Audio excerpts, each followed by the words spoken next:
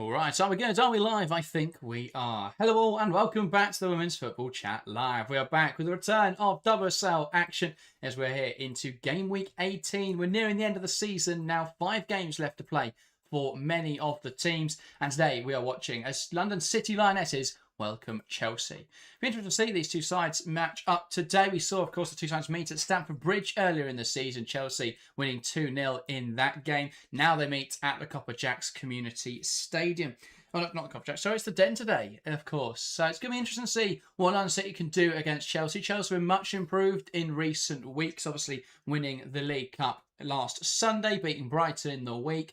And now they're looking to take on London City with a slightly rotated side, perhaps with one eye on the Champions League games coming up in the midweek. But should be an interesting game, Harry. Yeah, absolutely. As you say, it's been better from Chelsea after that bit of a mid-season wobble. 3 wins on the bounce in the league, and the League Cup success is looking much brighter for Chelsea, and they're slowly but surely getting back to the levels that we expect to see from Bonpastour's side. So it's going to be difficult for London City today, but they'll be hoping to put on a good performance. They weren't brilliant, but they weren't bad against Arsenal, and they managed to limit that to only a 2-goal loss. So they'll be hoping to do something similar here, just make things difficult for Chelsea, try and be defensively solid and see if they can keep the Blues quiet. But yeah, of course, Chelsea will want to keep the momentum rolling. For London City, you know, as many points as possible at this point in the season will help them finish as high as possible. So, yeah, and Eder Maestre will want to see some good performances as they look to round out the year. So, yeah, I think it should be a good contest.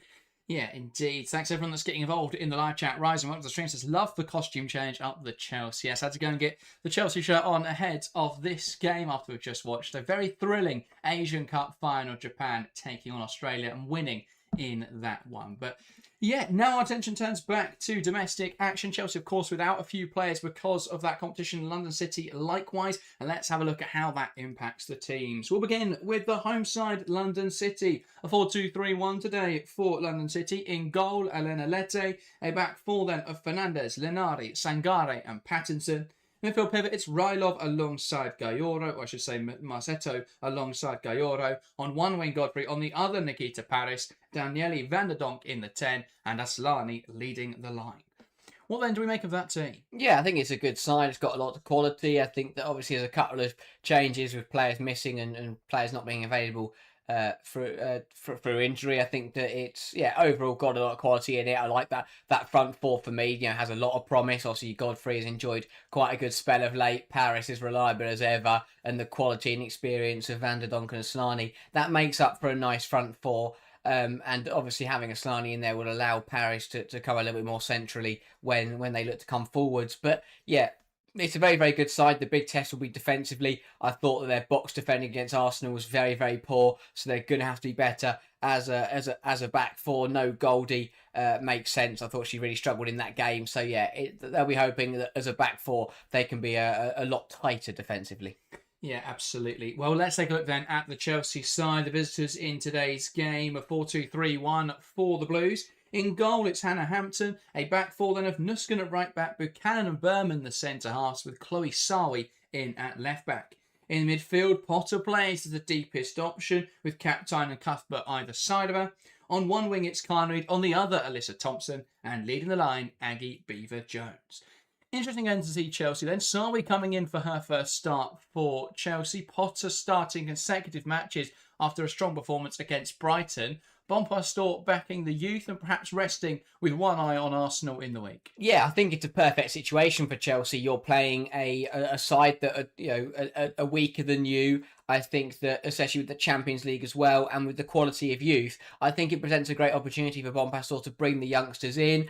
Potter is a lot more simpler. That is a case of just rewarding good football. How could you bench her after picking up player of the match in the midweek? Would have felt impossible. And, rest Cuthbert on Wednesday, rest Walsh today. Makes complete sense. I think the midfield has been nailed by Sonia Bonpastour across those 2 games. Massive opportunity for Sawi, who after quite a few bench appearances finally gets the nod to start. And I think she'll be hoping to come in and deliver. Again, makes sense with Niamh Charles missing the majority of the season through various different injuries. Baltimore has played a lot of minutes. And with that Champions League clash on Wednesday, give her a rest, bring Sawi in, who is definitely capable of performing against a side like London City. Yeah. Across the board, though, I think it's a very, very good Chelsea side. as you say, one eye on Wednesday, rotating those big players, giving opportunities to some of the youngsters. But overall, I don't think it weakens the side. It still looks very, very strong. Yeah, it's of course going to be a bit of a risk, but I think they should still be able to beat London City with the team they've put out, and it could give them an advantage. Arsenal have gone full strength today, bar the fullbacks against West Ham. So yeah, it could just give Chelsea the edge they need in the midweek as they travel to the Emirates. But yeah, so interesting lineup there. Then Chelsea do still have some options off the bench. It's not quite as weak as it was in the game in the midweek. Germa does return to the subs bench. And obviously Baltimore now there, James there as well, with those players getting a rest. So yeah, going to be interesting to see how this game pans out. But I think it's, we're looking at a London City side 7th in the league now. They've got a little bit of ground to make up again. A bit of a rough run of things recently. And with Everton in good form, they've jumped them in the table. But this probably isn't the kind of game where they're going to get much back. But they'd want to show they can compete with the top sides. What we've seen throughout this season is that London City haven't been able to lay a glove on any of the top teams. This is a big chance today at the Den to use that and to really take on a Chelsea team who've got perhaps the distraction of Champions League on their mind, a little bit of fatigue from playing quite a lot of games of football recently, few injuries, few players at the Asian Cup. This is an opportunity really for London City to take advantage of that and try and claim a big scalp for the first time this season. Yeah, 100%. I think that, as you say, they have, even though they've kept the margins down in some of those defeats to the big sides, they've never looked like competing. And for a side that said they want to finish third, that's not where they want to be. I think that, and for Maestre, the team talk has already done itself. That Chelsea lineup is exactly what Maestre's team talk is.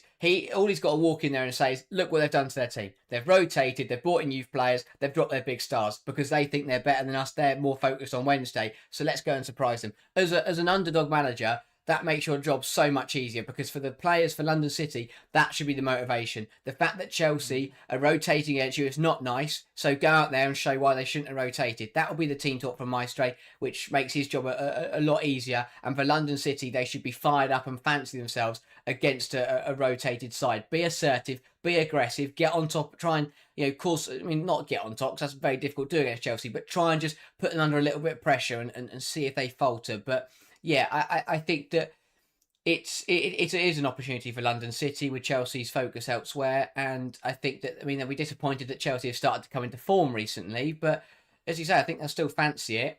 The Den could hurt them more than it could help them because it makes the pitch bigger. And Chelsea love bigger pitches. We've seen, if you look at all Chelsea's poor results this season, the majority of them have come home at Kings Meadow because the pitch is so small. I think being at the Copper Jacks would have helped them because it's a smaller pitch. Den's a little bit wider. It's going to give Chelsea more room and more space to stretch that London City backline. So it's going to bring in a big attendance. They're not worried about what it's going to do for it'll be, hopefully we'll see a lot of people there. But yeah, I think London City, they'll fancy themselves today. It doesn't mean that it's going to be an easy task though. No, as for Chelsea, well, into the Champions League spaces now, ahead of Manchester United after they dropped points in the midweek. It does put Chelsea now in a position where if they can keep this form going, it's in their hands now to the end of the season. And outside of United on the final day, their fixture list is fairly manageable. They've already faced Arsenal and City in the back half of the season. They've only got London City, Villa, Everton, Leicester and United to play. Shouldn't have any issues there until the final day. Obviously, could be complicated with Champions League and FA Cup action mixed in there. But United have the same situation as do Arsenal. Well, obviously, United don't have FA Cup. But yeah, so it's going to be interesting to see that run in now. Obviously, Chelsea, I think, as well, focus on the Champions League. They know they can't win the WSL anymore. It would be impossible, really, to overturn that City difference. Even if they won today and City were to lose, the gap would still only close to 4 points, which with 4 games left to go, isn't really overturnable. Today's the day, really, isn't it? Because City have got a difficult Tottenham side. If Tottenham beat them, maybe there's centre backs. Maybe there's that is a good point. But maybe there's some late heroics. But today feels like if I'm Andre Yeglert, I'm sitting there thinking, get the result today, and we're practically champions. That's the way they'll look at it for Manchester City. But yeah, Chelsea, it's been a good recovery. I think that, as you say, that they'll look at it and fancy themselves now to be the favourites to take Champions League qualification. Arsenal should have no problems today, but they host the West Ham side who've got a point against United in the midweek. And similarly for United, they host an Everton side that are banging form. So Chelsea have got the nicest fixture out of the 3 today. But all 3 sides are trying to balance Champions League football, so it will be quite interesting. It's good. It's quite nice actually having all 4 of the big sides play at the same time because the results are going to be flying in. It's a lot easier when you know the result of your opposition. But yeah, it'll be interesting to see how they all fare off, kicking off at the same time. But yeah, I think Chelsea will fancy themselves as the favourites now to finish runners up. But they've got to keep the points ticking over, got to keep the wins going.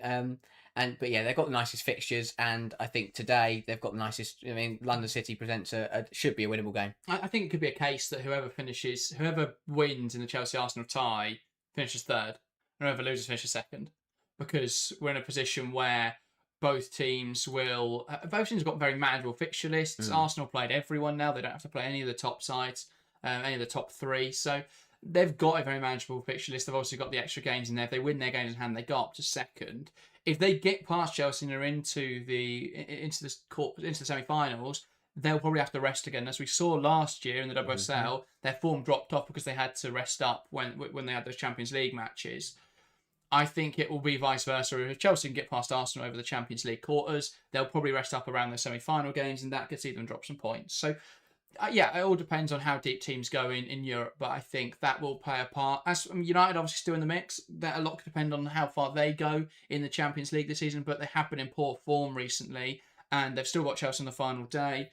It's not going to be a simple task for United to get through those final run of games. They've still got City as well and Tottenham. So some tough matches in there for United, but yeah, we'll see how it goes. Hermie saying Chelsea handing starting spots to academy talents like Sarwi and Potter. Hopefully giving them real minutes. Yeah, it's good to see. It's good to see Chelsea investing in the youth. We've obviously seen Eder Jones come through in recent years, but there have been a few players that were hotly tipped in the youth academy that never really came through.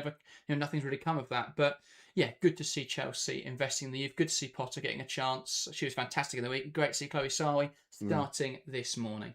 Let's move on then to our predictions. Both sets of players heading out to the fields. Let's get into our scoreline predictions. If you're watching along to the show, get involved in the live chat and let us know your predictions. We're going to kick things off here in the studio. And as always, Harry, you can get us started. London City Lionesses versus Chelsea. What is your prediction? I think Chelsea are going to have too much quality for London City. So I've been very distracted here. They've had to move off the pitch because the sprinklers are still on. So they've walked out and everyone's now walked back off again. And now the sprinklers have gone off finally. We do have a lovely rainbow here in the den. That is true. There we go. First. There we go. Brilliant. Someone clearly wasn't on the same wavelength. But I think Chelsea will have too much quality for London City today. They're in good form, the Blues. And yeah, they're looking to just keep the momentum building. I will say Chelsea 3, London City Lionesses 0. I think Chelsea will also get a clean sheet, which will be important because the goals have been, they've conceded quite a few, abnormally quite a few. Hannah Hampton will also want to respond to a clean sheet after her error in the midweek. So I'll say Chelsea 3-0. I'll go for a goal from Eder Jones, I'll go for another goal from Potter, and I will say the third goal to come from, I will say Thompson. Yeah, fair enough. I don't mind it. I think Chelsea will also win fairly comfortably. I like the team that's been put out there today. I will say, you've stolen my prediction again. So I'll go slightly narrow win and mirror what Arsenal did against London City and go 2-0. I think it'll be more comprehensive, though, than the Arsenal game. Arsenal, that was a tough match to watch back. I think Chelsea will have a better time of it and perhaps not quite have the clinicality in front of goal, but I'm going to back goals from Carnereid and Eder Jones for a 2-0 Chelsea win. GT going 1-1. Lucas saying 2-0 Chelsea. Phil says looks tough for United to get top 3 at this point. I mean, they'll have to be pretty much flawless for the rest of this season, which when you've got City, Tottenham and Chelsea to play, it's not exactly easy. Plus mixing in there those Champions League quarterfinals against Bayern Munich. So, yeah, Chelsea in a good spot now after the midweek, obviously winning the League Cup as well, can definitely be the confidence boost that really spurs them on at the back half of this campaign. So yeah, both sets of players taking to the field. There are no sprinklers on anymore, which is good to see. And that means we are ready to get started here at the Den. London City running through some cones here to get themselves in the zone. Chelsea in a huddle, going a different way about it. Can they be strong again today? The performance in the week was, despite the scoreline showing it to be decently close, I think they were much the better side against Brighton, who outside of a Hampton mistake did very little to threaten Chelsea. Yeah, they'll fancy themselves today, Chelsea, as we're saying. I think that they've got the fixtures, but it's important to make sure they don't have any slip-ups, because one slip-up and suddenly you go from being on the front foot to being on the back foot. Arsenal have got a massive quantity of games. I know people laughed at me on the Matchweek review for saying it, but that does make a difference. It doesn't matter who you're playing. If you're playing every 4 days, you're bound to have one slip up in there. United have got some very, very difficult ties as well. So for Chelsea, they're in the prime position, but they can't afford any slip ups at places like London City, who have got some tricky players that could cause them some issues. Chelsea have got to make sure that they get it right today. Exactly, you'd rather have the points and the fixtures, and while Arsenal have some really nice fixtures to play, they're not in a position where they can afford any slip ups. They've got to win all of them, which I do think if they go deep in other competitions, that complicates matters. I think Arsenal will probably finish second because I believe Chelsea are going to win in the week, which I think then will have a big impact on both sides the rest of the season. But I think a lot will come down to who's still in the Champions League. If Arsenal have a run like they did last season, I could absolutely see them finishing third or even as low as fourth if they are focusing all their eggs on the Champions League basket. I think Chelsea, though, will throw everything at the Champions League, and especially if they get past Arsenal, I think that they will play a second-string side in the league if it means that they can go for Champions League glory, in which case I think they'll probably finish third. Chelsea to get us started in this game, though. It's Beaver Jones from the middle, waiting for Emily Heaslip's whistle. Heaslip conducting her final checks, and now we're ready to get underway. Beaver Jones knocking it back. We're underway here at the Den. It's London City Lionesses hosting Chelsea in Matchweek 18 of the Women's Super League. Who will come out on top? Will it be second place Chelsea or 7th place London City? Sarwi on the left-hand side. Controls it well. And back now to Villa Berman. Hampton looking to the right-hand side. Here's Buchanan stepping forwards with possession. Look to poke it to Nusken. But poking it past. Nusken out for a London City throw. Not quite what the start Chelsea are looking for. We saw a bit of this the other day. That's picked off well. Here come Chelsea. Thompson does well to intercept. Carrying forwards. Has Beaver Jones in support. Carnery making the run inside as well. Thompson looks to take on Linardi. Cuts it back to Cuthbert, who lifts it towards the back post. Headed away well. It's going to drop for Potter. Can she get a shot away? She does. Not quite as good as her effort on Wednesday night, though. Yeah, got a bit of a goal-scoring fever. Lexi Potter fell for her nicely there and nearly giving Chelsea the lead. Just over a minute. Not really sure how we played a minute and a half already according to the scoreboard. Just overhit a little bit by Potter. Yeah, confusing one that. You'll assume they may try and rectify the WSL scoreboard there. Because we have not played a minute, almost 2 minutes of football just yet. It's been a fast start, though, to this game. That's very much felt like it. Carnery. Cuthbert. Back now to Nusken. Carrying the ball forwards into Carnery. And one back in there. Nikita Paris trying to carry the ball forwards. Tidy footwork from Paris. And just one back in there. Well, Nusken knocks it down the line. A foul there from Paris on Lexi Potter. Free kick to Chelsea. Yeah. Bayora is another one that I think really needs to step up. Yeah. Most expensive transfer in the history of women's football. Has been fairly average for London City this season, has to be said. Yeah. Someone I think they'd expect much more from than what she's shown. Absolutely. She was the player that when they signed her and the fee came out, or they said that most expensive transfer, that was meant to be the sign that took them to the next level. And I thought that next level was going to be from mid-table, right up the sharp end. But it feels like that there hasn't been a shift. There hasn't been that jump that we expect to see when you sign someone like Grace Gayuro. Buchanan into Beaver Jones, who drops deep and receives the ball, does get caught there by Malou Marsetto, and that's a free kick now for Chelsea. I do think this London City midfield does lack a bit of bite today. No Kumagai, not putting in there a Rodar or Perez, but using Marsetto and Gayoro together. I'll be intrigued to see how that combination works. You don't really have a more defensive player in there. He slipped here. Pausing the game to check on a player. I don't think she saw the foul there, so she can't exactly give a free kick here. But Paris appears to have been caught, but it didn't look like there was too much in that. She might have slightly been caught by Nusken. We'll get a replay here. Yeah, it's unfortunate. Just catches her. Yeah, I mean, she gets stood on the toe, but I mean, if anyone's ever been stood on the toe, you don't jump on the floor and start rolling around. No, we saw. I'm not doubting that at all. Oh, yeah. No, that's a bit of an overreaction there from Nikita Paris.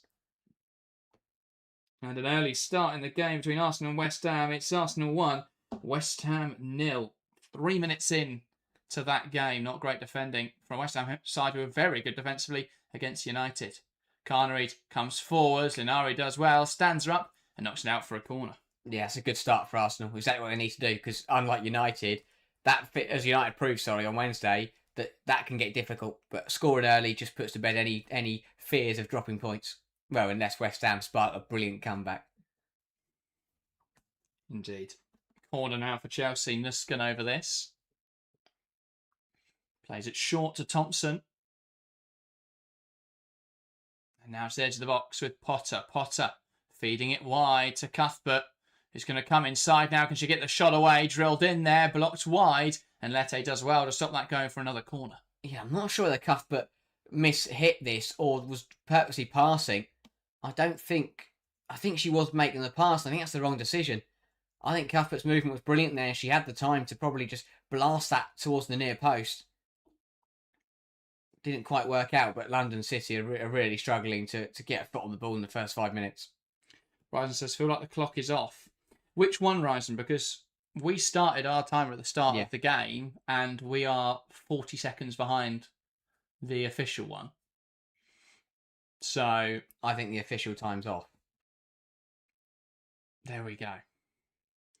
Based on FootMob as well, they are about 40 seconds ahead.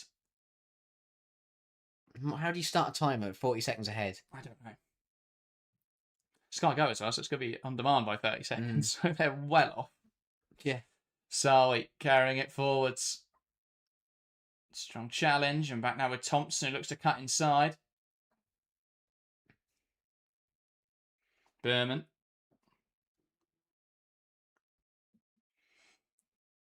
Buchanan lifting it forwards. Looking to find the run of Sioka Nuskin. Pattinson will get across and knocks it out of play. Nuskin again now then. Chelsea with the ball high up the pitch, throwing short into Carnereid. Nuskin. Ball in, and that bounced into the hands of Analete. Ryan says, okay, well, that's a new way for them to screw up. Yeah, I mean, we might be off, but yeah, no, according to how we started the timer, I don't know how it could be. Sangare. Header on by Sarwi, out of play, and I think that came off Godfrey with the final touch. We'll find out at half-time. Yeah, when they suddenly go, oh, hang on, we've still got... They won't announce added time for about the 47th minute. Yeah. Sarwi look down the line, goes back to Potter, now Buchanan.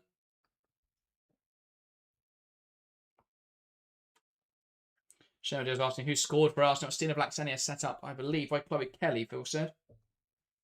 Enjoying a good run at the moment, Stina Blacksania's. Yeah. Scored against London City and West Ham. Here's Pattinson carrying the ball forwards. Aslani to Paris, back to Pattinson. Lovely combination down the left-hand side. Pattinson now lifting it into the box. And that will bounce through. Chloe Sarwi on hand to knock it forwards. Thompson won't quite get there. Fernandez to Marsetto. Here's Elena Linari. Gaioro. Linari. Paris.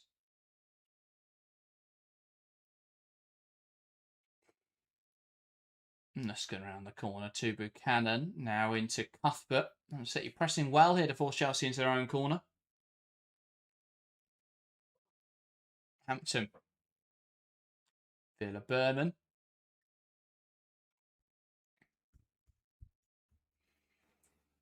Through the lines to Captain. Lovely give and go. Potter now.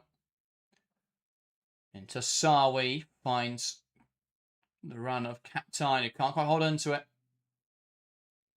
Marsetto knocks it back. Sangare. Chelsea will be happy to start. Not threatened too much, but they're in control. It's exactly the way they will want the game to go. They've settled in well. London City haven't, threatened at all so far. And, Chelsea just in a good position. Sangare carrying forwards. Knocking it in behind. A chance now for Aslani. Good sweeper keepering from Hannah Hampton. Off her line quickly and knocks it to touch. Well, I said London City hadn't threatened. That was a teasing ball. Swept up well by Hampton. And that's the problem with London City's with having Aslani through the middle, is that She isn't going to win that foot race. When you got Berman back there, especially. Yeah, fast start as well in the game between Manchester City and Tottenham. It's City 1, Tottenham 0. And surprise, surprise, Khadija Shaw adds to her account for the season. Goal number 16 for Khadija Shaw. I'm guessing Harry is not captain in there. No, I have, because I forgot to do my team. Oh, well, that's okay then, isn't it? It is okay. I don't know what I've done with the rest of the players. I don't know why Khadija Shaw has reminded me I didn't do my aerial fantasy team, and that's really annoyed me. Here's Hampton. Lifting it forwards. Cuthbert now. Back out wide to Nuskin. Down the line. Looking to find Carnery, but it's out of play. London City just doing well at the moment to press Chelsea. Make it difficult for them to play through the lines. I think Chelsea are comfortable, but they're not really being able to come forwards and threaten as much as they'd want to. It's fascinating when you take Lauren James out the side and you take Kira Arch out the side, how much the ball progression suffers. But you also got no Carpenter or Baltimore to carry it forwards either, so it's all got to be through passing today.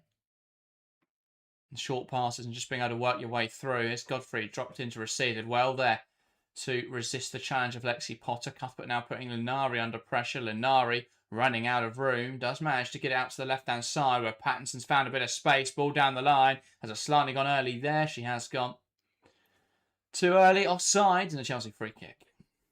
Yeah. Good stuff from London City. Not really sure how Linari got away with turning and twisting on the ball 3 or 4 times without being caught out. But worked it well to Pattinson, who looked for a slightly down the line, but the captain just went a bit too early. Sawi. Back now to Villa Berman. And Hampton. Into Kadisha Buchanan. Back to Hampton. Hampton lifting it forwards and Thompson running between the right back and centre half, battling with Yana Fernandez. Fernandez goes down under a challenge into Beaver Jones now, bearing in on goal. A big save with the feet from Elena Lette, lovely football from Chelsea there. A nice direct ball. Thompson did well to shrug off Fernandez. Just couldn't quite add the finishing touch there, Beaver Jones. Yeah, really good ball from Hampton, who had no options on, so just decided to go long. Thompson is physical against Fernandez, and rightfully so wins it. Although we're cut back, and Godfrey's now steaming away. That's a big challenge from Chloe Sawi, who impressed against Brighton with some big recovery challenges, and there another one for the catalogue. Hampton going long. Pattinson will get there, but Carnery might get to the second ball. Doesn't try too hard, and Linari jumps in front of it. Pattinson under pressure here. Goes back to Elena Lette. But yeah, Hannah Hampton forced to go direct there, and although it nearly paid off and they scored from it, it's not the way Chelsea want to go about things, but there's just no other, there doesn't seem to be another way to get the ball to the pitch at the moment. London City are very narrow, pressing very aggressively. The best way to deal with that is to play over the top of them. Yeah. Challenges Aslani playing striker is interesting.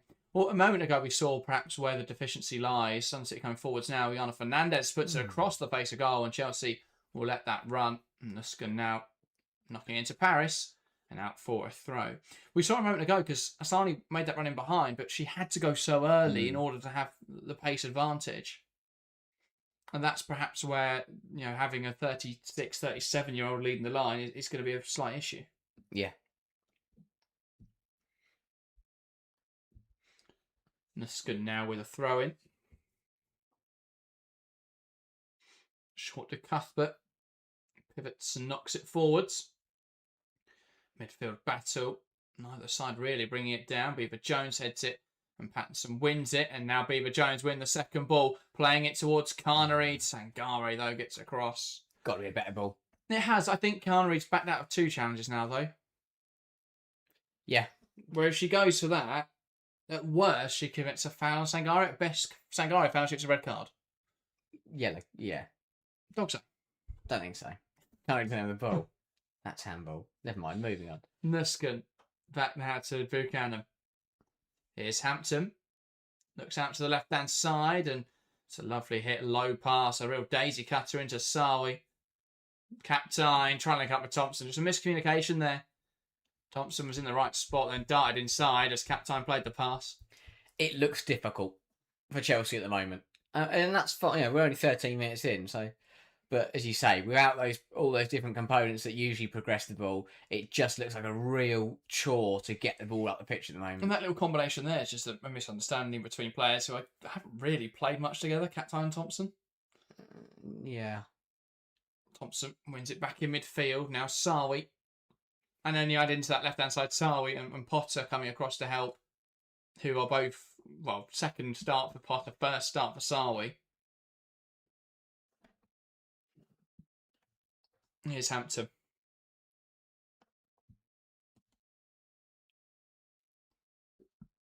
Big moment in the game involving the leaders. Manchester City 1, Tottenham 1. Olivia Holt with that goal to draw things level. Maybe I won't touch my aerial fantasy team ever again. It just does itself. That's going quite well. Drew Spence providing the assist, but it's not going all their own way at the moment for Manchester City. Leaders slipped up last weekend against Aston Villa. And well, currently were leading and it looked very positive, but now back down to being level with Tottenham. I mean, it would take something quite spectacular for them to not win the league title from this point. Did it before? I don't think I have. A team that is 7 points ahead. What's 9 points ahead? Maybe Sina Blacksenius will come back to haunt them at some point. Somehow. I was going to say, maybe she'll get a loan move to United. An emergency loan to United. But no. So, 3 of the 4 games of the early kickoffs this Saturday morning are level. Arsenal the only side at the moment with a lead. They still lead by a goal to 0 against West Ham. Captain does well there to wriggle her way past Aslani, feeding the right-hand side. Nuskin gets there, tries to knock it down the line. Pattinson gets a touch on it, and that takes away from Carney. Now London City can come forwards. Pattinson just about keeps it in touch. Nuskin trying to get back in there. Pattinson delivers the ball in. Well, that cross won't find anyone. Godfrey works hard to try and keep it in play and does so. Knocking it back to Yana Fernandez. Thompson wins it back. But ends up running it out of play. Fernandez takes a throw in quickly. Catching players out. Here's Godfrey now. Coming forwards. Cut across the box. Blocked at the front post by Berman. Yeah, good spell this from London City. Once again, Chelsea just having to deal with a bit of pressure. It's just a quick throw that catches out Sarwi. Gets caught ball watching. Doesn't get back into position. And Godfrey can then get the wrong side of it. But Berman stands up well at the near post to turn it away. And Phil with some bad news saying Arsenal looking good. Should be 2-0. Thanks for the update, Phil. Cornered out for Chelsea. And well, Man City fans shouldn't worry because it's now 2-1 Manchester City. Cleared short with the goal in that game. It's action across the league. Apart from here, and Cuthbert smashing that ball away. And of course, the game between Man United and Everton, which is still 0-0. I would be surprised in 73 minutes time that's still 0-0.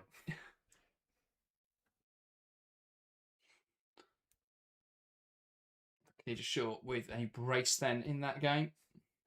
Alex Greenwood with the assist. Must be a corner. You think Villahart's back at Tottenham, the way they're playing?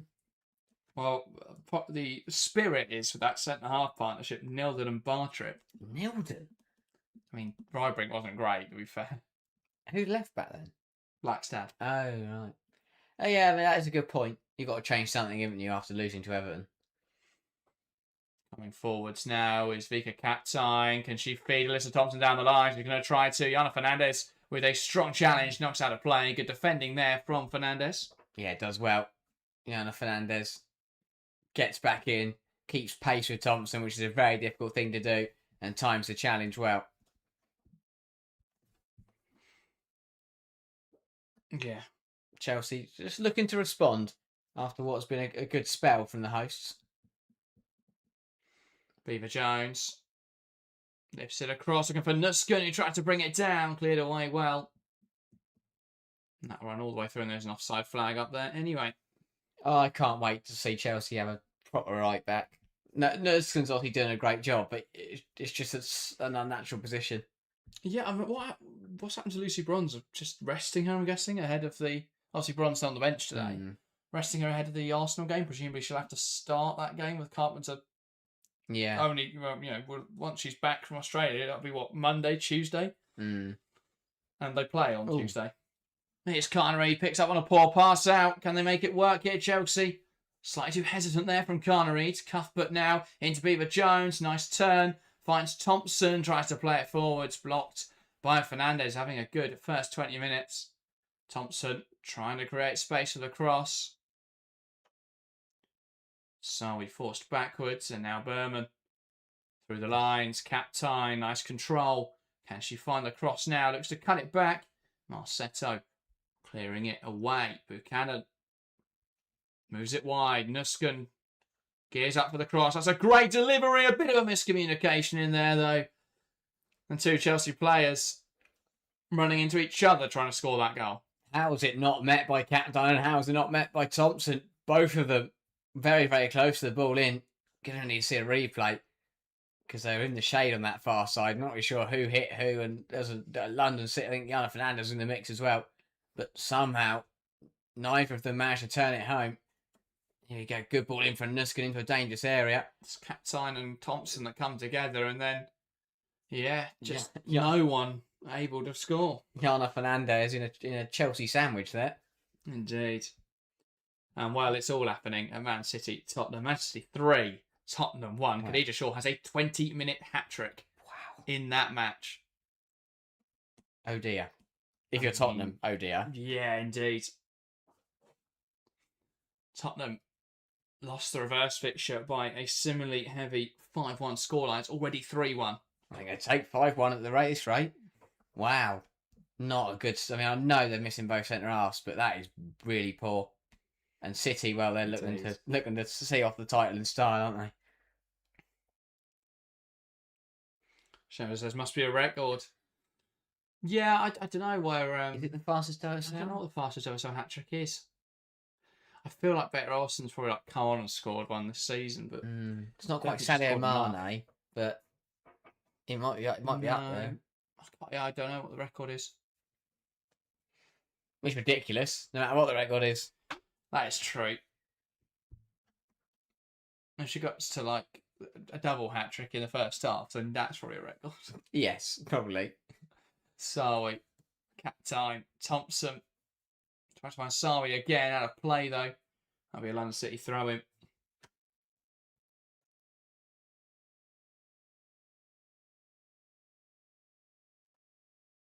Yeah, I think throwing back to Marsetto. That goes directly up in the air. And Cuthbert wins it back.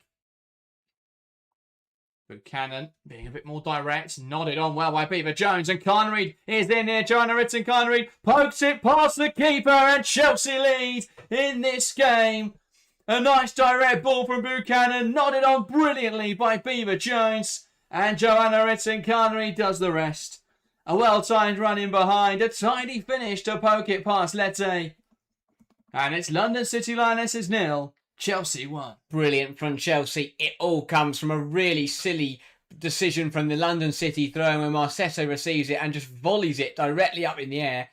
Buchanan sends it back the other way. Beaver Jones, what a flick on that is. In between the two centre-halves. Enough on it for Carnery to get there first. And to be fair to Janaritin Carnery, a player that can be quite wasteful in front of goal, is really decisive with this one. One-on-one with Lette. Just side-foots it into the bottom corner. Really good finish and an important goal for her and an important goal for Chelsea. Yeah, it's really nice. Just takes a step left there as she approaches the ball. It allows her to open up her body and strike around the goalkeeper with her right foot. Really tidy finish. Really composed from Carnery, which aren't two words that are usually synonymous with each other, are they? Composed and Carnery, but that was beautiful. And London City 0, Chelsea 1. But it all comes from just London City playing negative football. I mean, I don't really know what Marsetto was doing. She wasn't under pressure. The throw-in goes short to her, and she tries to first time smash it out the pitch and just scuffs it directly up in the air. But why is she trying to launch it out the pitch in the first place? Yeah. Really bizarre decision, but I mean, the ball from Buchanan was brilliant, and Beaver Jones back from injury, scored in the League Cup final, got an assist today as well. Definitely stepping up now. Beaver Jones to Cuthbert to Captain. Options in front of Ika Captain now out towards the left-hand side. Thompson wants to take on Yana Fernandez. Lovely give and go. Lovely drop of the shoulder. Captain takes aim. It's blocked. Now Cuthbert could strike this. Lovely wriggle. That's blocked again. And Chelsea's starting to find a lot more space now after scoring. But it's London City who could capitalise as they break away. Paris to Aslani. Looking for support, finds Paris again. He plays it back inside, cut out well by Nusken. Clumsy between Paris and Nusken, and the free kick somewhat fortuitously given to Chelsea there. Nusken does well. Nusken does very well. She just backs herself into Paris and falls over. It's smart from Nusken. Unlucky for Paris, but again, Chelsea getting wide and causing London City problems. Brilliant from Thompson. Karen Reid saw her effort blocked and then ended up getting in the way of Cuthbert's. But Chelsea they've got the goal now, looking to really kick on and try and kill off London City. Hampton into Buchanan. Cuthbert. Nusken. Knocks it down the line. One back in there by Pattinson. Now Nusken again.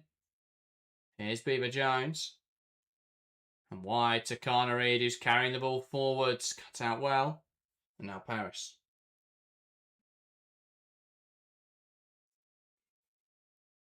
Let's give and go. Marsetto to Aslani to Paris. Good challenge from Nusken. Knocking it out of play.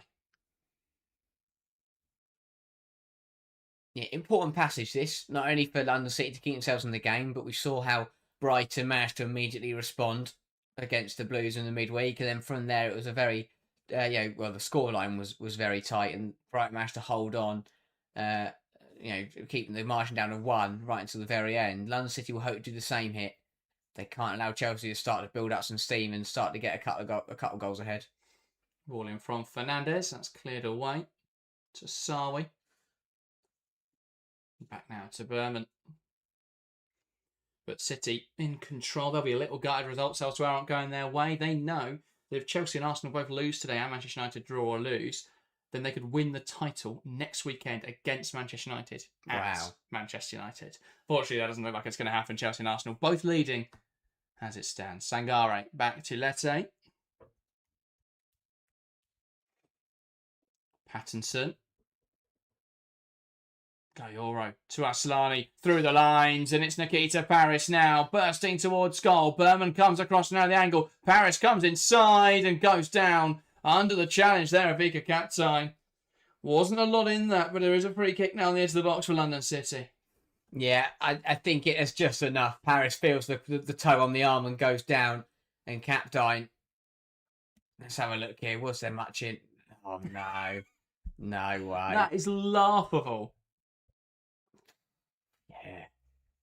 Paris. There's the contact, which is exactly, I guess, why Heesup's given it, but that is so soft. Yeah. A touch on the arm doesn't make you go flailing to the ground. Yeah, very crafty from Paris. Where is Heeslip? What's going on here? Oh, there she is. Heesup's gone for a job. But she's taken.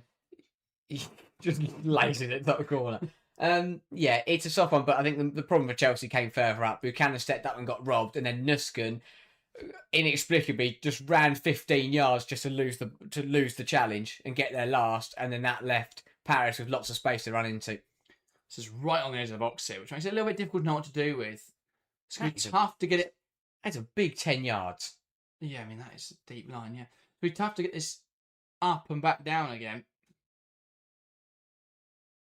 I think the camera try and just smack it through the wall. Well, someone's got to kick it. That's an Aslani over this. And well, at some point today, Gayoro lays it well through the wall, and Hampton does well to react.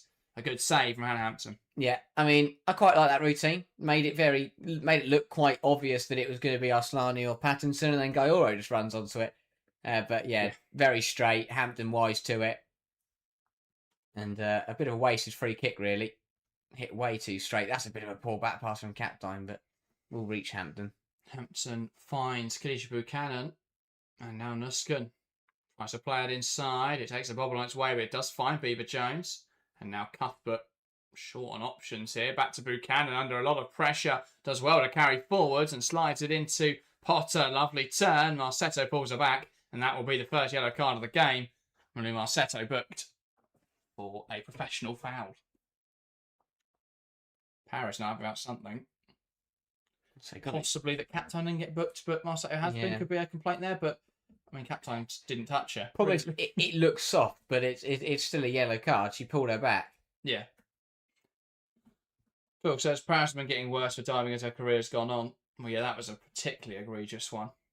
There's two now. Two in their game. One where she got stood on the foot and started rolling around. Then there's that one where she got kind of tapped on the arm. Sangare physical there with Beaver Jones. I think just about the right side of the line of the law. Is now with Wasa Sangare lifting it forwards. Sawi knocks it down. Thompson getting back in there. I think just catching Fernandez. It's also set a precedent with that yellow card now, because now every time there's a slight bit of contact, London City, you're asking for a yellow. Yeah.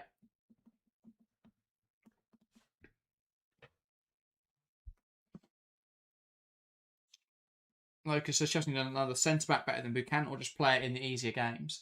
I think that will be the intention next season, is that I would just imagine Bjorn and Germa start the big matches. But Berman's been so good, arguably. She starts over Germa right now. Yeah. And then Berman and Buchanan can build up a relationship playing some of the WSL matches, the FA Cup games, that kind of stuff. That maybe early Champions League round matches. I imagine that will be the idea there. Unless they want to bring in another centre-back as well. But I don't really see the need if Bjorn is fit to play next season. Obviously, won't play another game this season. Could even keep Bright as a fifth choice. It's just that you wouldn't expect her to be the starting centre-half for Chelsea next season. Yeah. I would have expected her to be the starting centre-half this season. There's been so many injuries. It's difficult. Yeah. But also with Bronze potentially becoming a centre-half next season, we've seen a lot of that this year. Yeah. They'll probably be fine, Chelsea. So.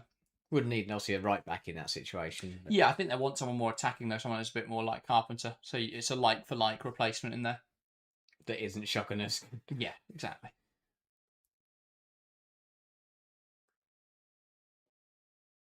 Battling away here, Gaioro loses out and Carnery carries forwards. Comes out of play off of Gaioro.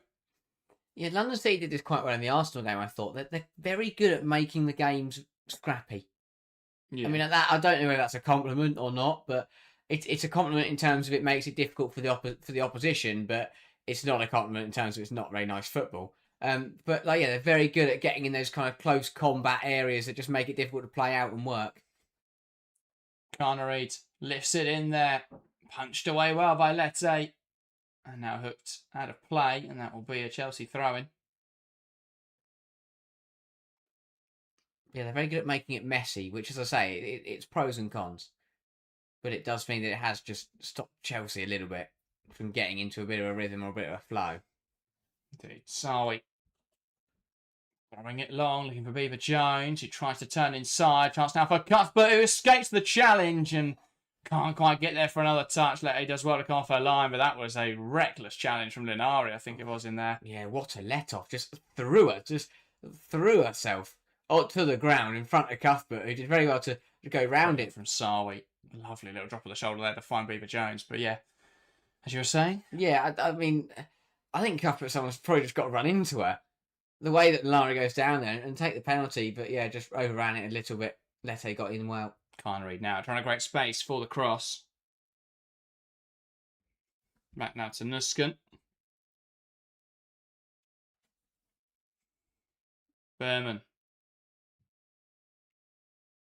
Here's Cuthbert. Knocking it wide. Sawi now cuts it back. Thompson trying to leave it for Potter. And she can't quite strike that the way she wants to. Does take a touch off Pattinson. That will be a Chelsea corner. Brilliant intelligence from Thompson to leave this. Whether she got a call or not, I don't know. But even so, does very well to just leave it, let it run to Potter, who didn't catch it well at all. But I think it took a nick off Pattinson, who couldn't quite get out of the way of it. And ended up going out for a corner. A bit of a needless corner to concede, but Pattinson just couldn't react quick enough.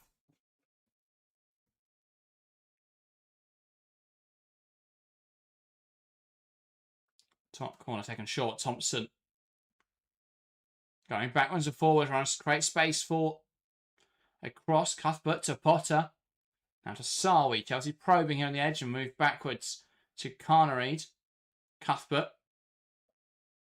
Under a bit of pressure here, and Cuthbert does well to spin out of it. Now knocks it wide. Still plays in the Chelsea box here. Thompson running at Sangare. Lovely movement, and Sangare does well. Stands her up and knocks it out for a corner. Yeah, well recycled from Chelsea. And again, Thompson is causing all kinds of issues today. Sangare this time, though, does well. Times a challenge and manages to get a foot in and poke it behind. But yeah, Thompson's just looked really good. He's more of a burst there. Yeah. Get away from Sangare. But she's sparked into life, I feel, over the last few weeks. Absolutely lovely footwork. Ball lifting towards the front post. Nodded through, but it gets headed away. And that's great work from Cuthbert to win it back. Lifts it in towards the back post. Can anyone meet it? They can. It's a good save from Lette. I think it was Berman there who made contact at the back post. With Cannon tried to get her studs to it. As it bounced down, but it's into the gloves of Elena Lette. Yeah, any touch from Buchanan would have been enough to put it home, but couldn't quite get it on the end of the header. Yeah, Lette did well to watch it and claim it low.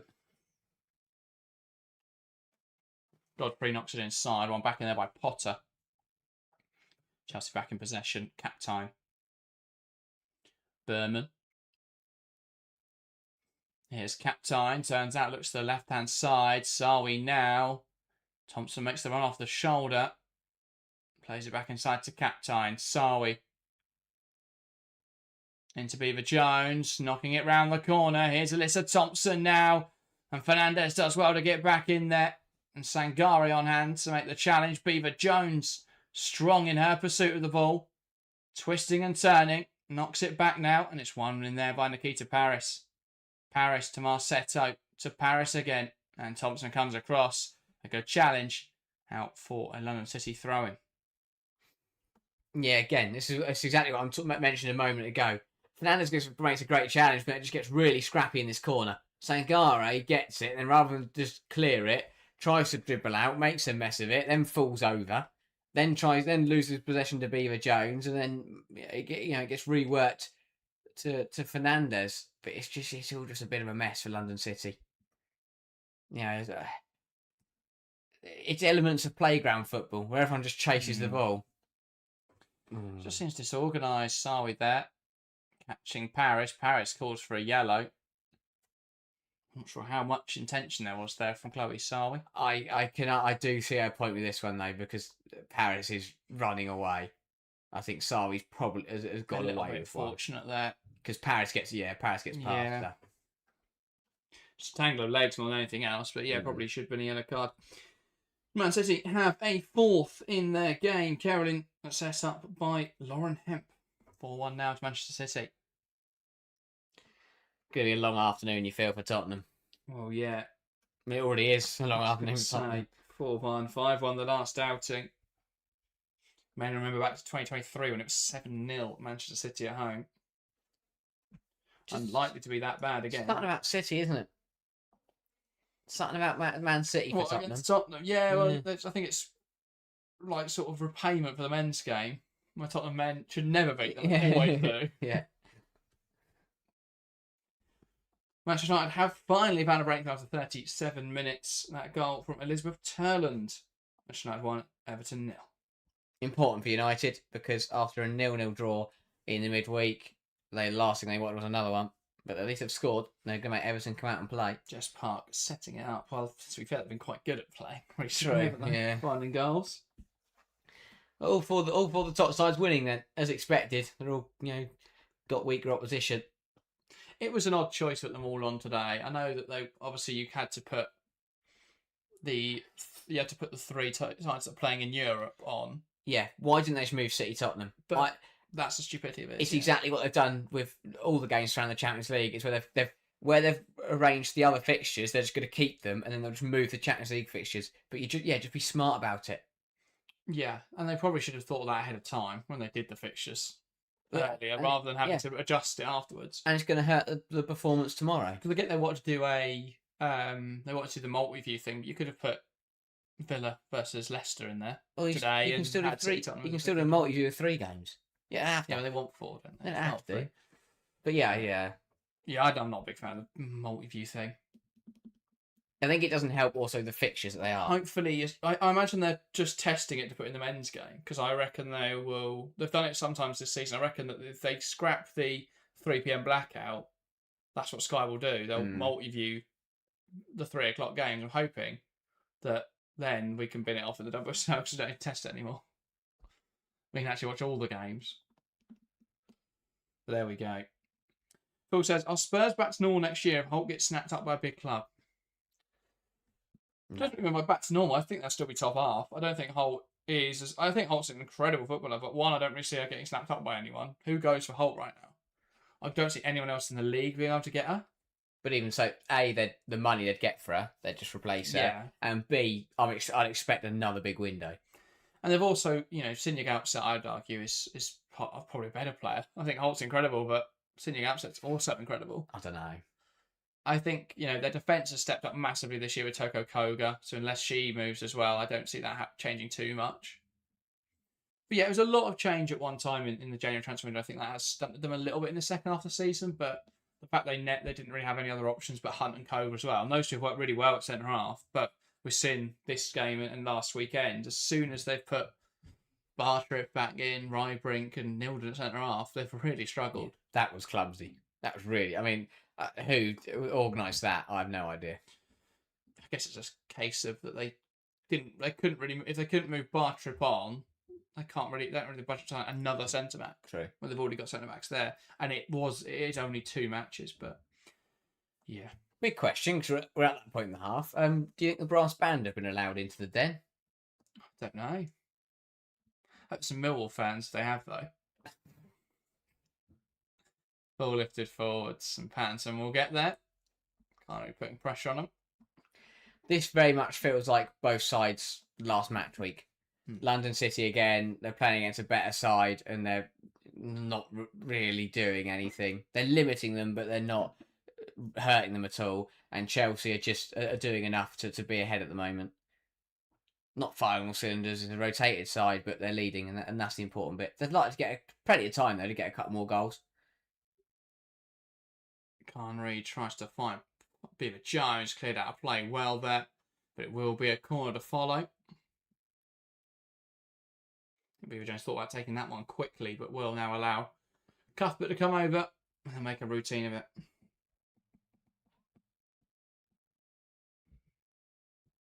Cuthbert waving at the penalty area. What does that symbol? Ball into the box, headed on, and well, Buchanan's effort not troubling the goalkeeper. Letty stops it going out for a goal kick and recycles the play. Ball down the line from Fernandez. Godfrey gets there, lifting it forwards. Good challenge in there though from Sarwi. Chelsea win back possession. Potter, Berman. Clearance there from Connery is out for a Chelsea throw. Chelsea haven't really blown teams out this season, have they? It's another one where you look at it and go, this is a kind of fixture where last season they probably would have got 5. Yeah. Based on, how they've been able to move the ball, but they haven't had that same confidence this season. Lots of 2-0 wins outside of cup competitions where they've had 9-1 in the League Cup, 6-0 in the FA Cup, 6-0 in the Champions League.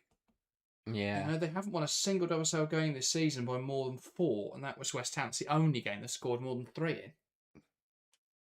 It's not really what you expect, is it? No, it's not. I think it shows 2 things, though. That one, Chelsea have dropped off somewhat this season, but also that the level in the league has increased quite significantly. I think it's also just been a shift since Bonpastor came in, that control is more important than dominating the scoreline. Bonpastor would rather win 2-0 than win 5-1. You keep that clean sheet, you have more control in the game, and it's just more secure. And we saw last season, bridging the gap really from Hayes' style to Bonpastor. I think this season we're starting to see a lot more of Bonpastor's image put on this team. Yeah.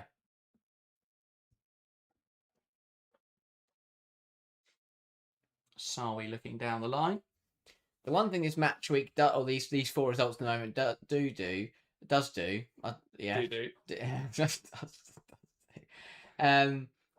is if I look at the 4 teams tomorrow, and what great opportunities to gain some ground on the mid pack. Brighton could end up 6th. Aston Villa could end up 6th. Liverpool will go within a point of Villa and Brighton. Obviously, yeah, Leicester. Leicester could go level on points with West Ham if they win 4-0, 5-0, so they could go 11th. Yeah, I don't think that's going to happen, but quite a result, isn't it? Aston Villa draw with Man City, then lose 5-0 to Leicester. But yeah, the results definitely do. The results definitely do help the sides tomorrow at this rate. Yeah. Well, speaking of 5, that's how many Man City have scored now. It's Manchester City 5, Tottenham 1. Viviana Miedema getting in on the act. Oh dear. That is bad. It's not looking great, is it? Throwing, headed away well. Potter now trying to pounce on the edge of the box. Running ourselves into a bit of trouble. Just get away with it. Here's Fernandez.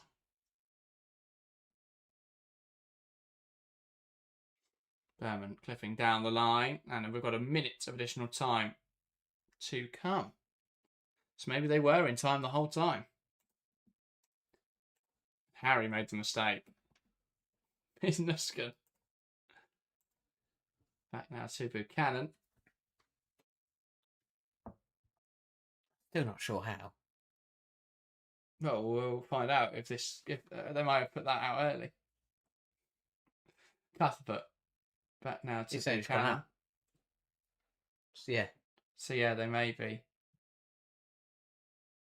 Ball down the line is Bieber Jones. Trying to create space for the cross.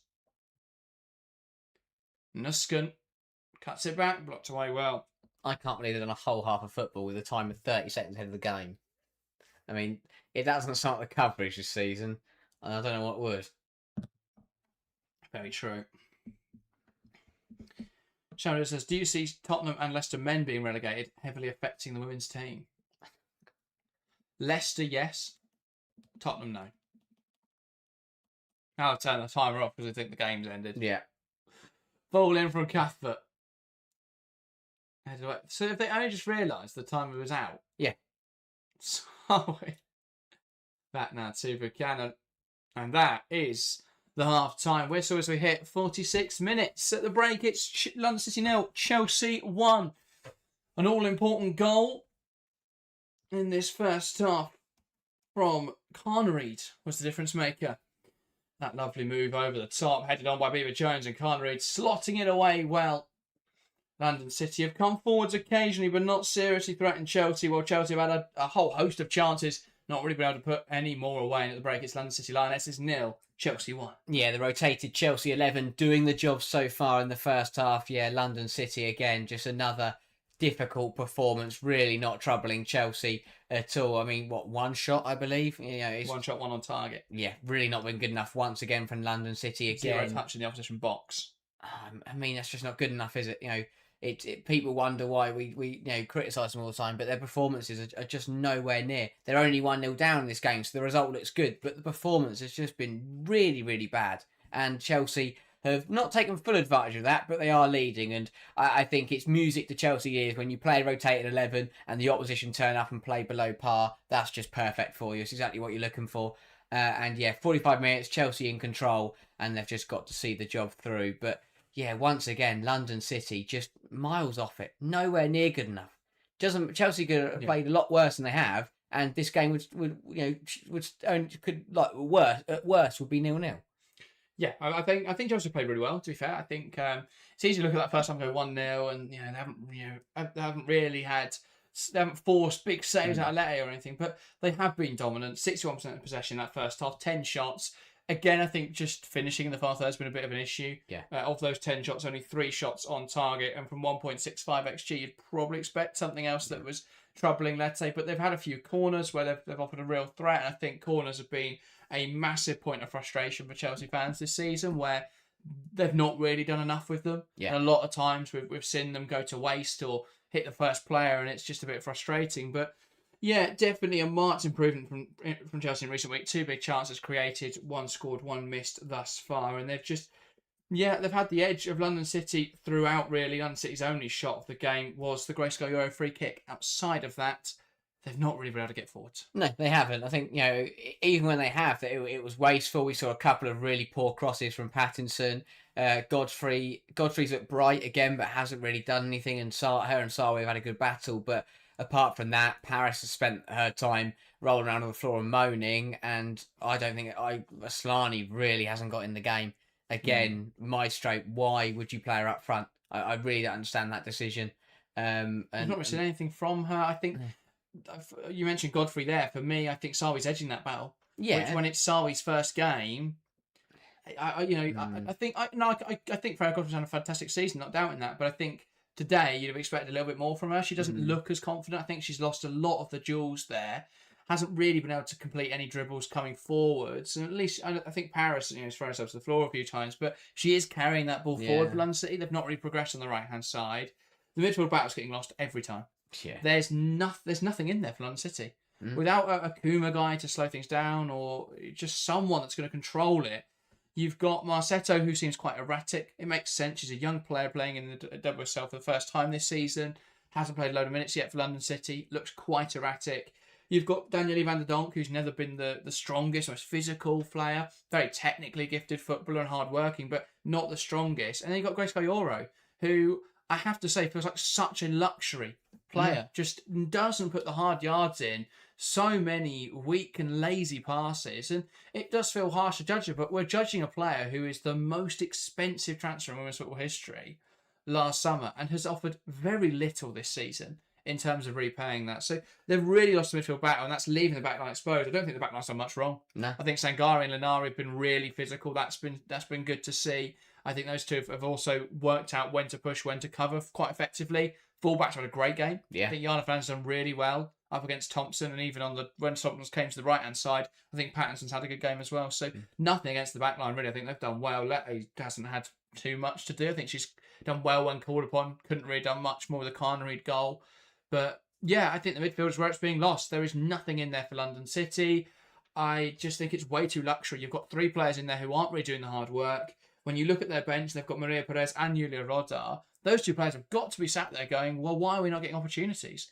This midfield is getting run through every time. If there's not a change in midfield at the break, then I don't know what Eder Maestre was watching in that first half. Got played through so often, and they haven't been able to get the ball forward into attackers and make anything stick in the final third. Yeah, absolutely. I think they're very, very disappointed because it's positive. We speak at the back line because from where they were at the start of the season, where there were individual mistakes, they were errors strewn across the board, and they were conceding goal after goal, they've really shored up. And the back four, they're defending as a unit. They've got the organisation is correct. Their I criticised their box defending last week. I think it's been much better this week. Although Chelsea deliveries haven't been great, it has been more assertive and more aggressive from London City. So the fact that the back line and the goalkeeper have stopped making errors and they're a little bit tighter is positive. Now they're being let down by the football they've played, which is where the whole Proichet-Maestre comes to, because Proichet was getting results, but his side were very, very leaky defensively.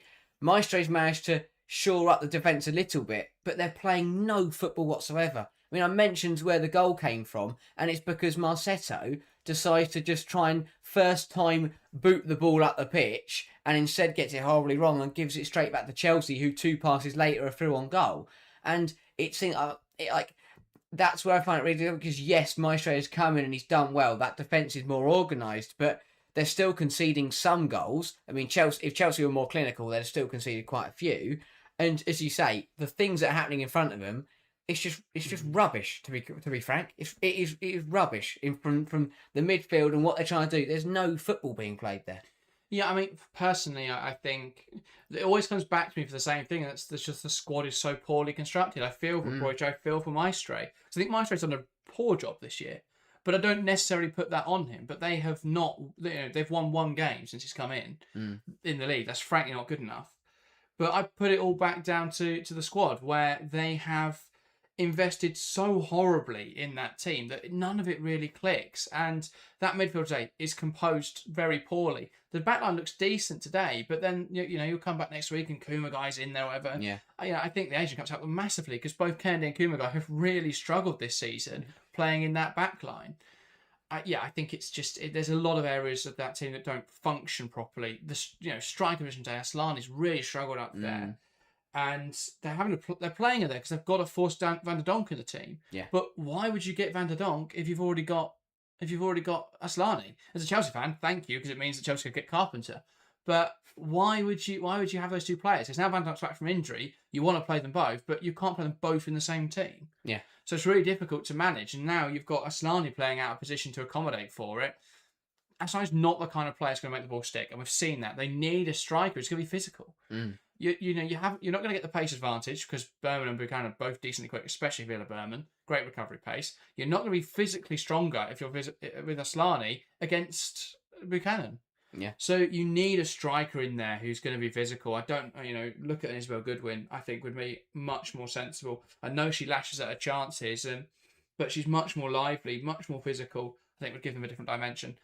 I would say 2 subs minimum from London City at half time. Yeah. Probably 2 subs maximum as well. But they need changes. I think if they don't make any, that would be a massive mistake, I feel. And this game will continue in the same vein we saw in the first half, where Chelsea are being a bit more direct. They're introducing that verticality. They know that there is space in behind that London City backline because their attackers are quicker than London City's defence, and that London City line is quite high. And yeah, the midfield battle is just getting too easy at the moment by Chelsea. So, good football so far from the Blues. If they can keep it up, I expect this will be a very handy win. Looking around the grounds, though, odds Man City Tottenham there went on quite late. I think there was a decent amount, 9 minutes of additional time. So, not sure what happened in that game. There was a 4-minute additional time period, and then Bartrick picked up an injury which required treatment for 3 minutes of the additional period. And there were 6 goals. And of course, that's probably where the 4 minutes added on. All of City celebrations must be running out now of those celebrations. I mean, Khadija Shaw's are almost 20. That is ridiculous. Yeah. That is just another incredible goal scoring record. But yeah, they're ruthless there from City as they look to all but confirm the WSL title. And what a season it's been. All the other sides winning by a 1-0 is pretty. It was exactly what they all want to do, really. If you're Arsenal, Chelsea, and United, big Champions League games in the midweek, just get the results on the board, and then you can focus on the Champions League quarterfinals. Yeah, that's the way to look at it. Haywire says wrong tactics from the Tottenham manager, considering the lack of centre backs. Starting a double striker was suicide. I think we've seen a commitment from Martin Ho to play attacking football in most games this season. Where he didn't play too attacking, though, was against Arsenal, and they got a great result. Against Chelsea, and they did well to not get beat too heavily. Where it's confused me is why they haven't then gone quite defensive against City. And I know that City are quite transitional at times, so you can perhaps exploit that. But yeah, I don't know. Both games this season, they've just been completely opened up, and it hasn't helped that obviously this game they had no centre halves. The game earlier in the season, I think they played Neville. So that's a problem. And they kept going down the left-hand side, City. So, but yeah, it hasn't helped. But I feel it's a bit odd that Tottenham have gone so defensive and got results this season against other top teams. Then against Man City have just gone super aggressive. But yeah, Martin Ho will use it as a learning opportunity. I'm sure the squad will use it as a learning opportunity. They'll be happy that they haven't had any other games that have been 5-1. It's only been the games against Manchester City, the league leaders. So it's not been too bad. A bit of a rough patch through this month as they haven't had their top players really because of the Asian Cup. They haven't had their centre halves. Doesn't get much easier for Tottenham. Arsenal next weekend, albeit Arsenal will be sandwiched, and they will probably have to play a rotated side. So I think Tottenham will view that as an opportunity. Yeah.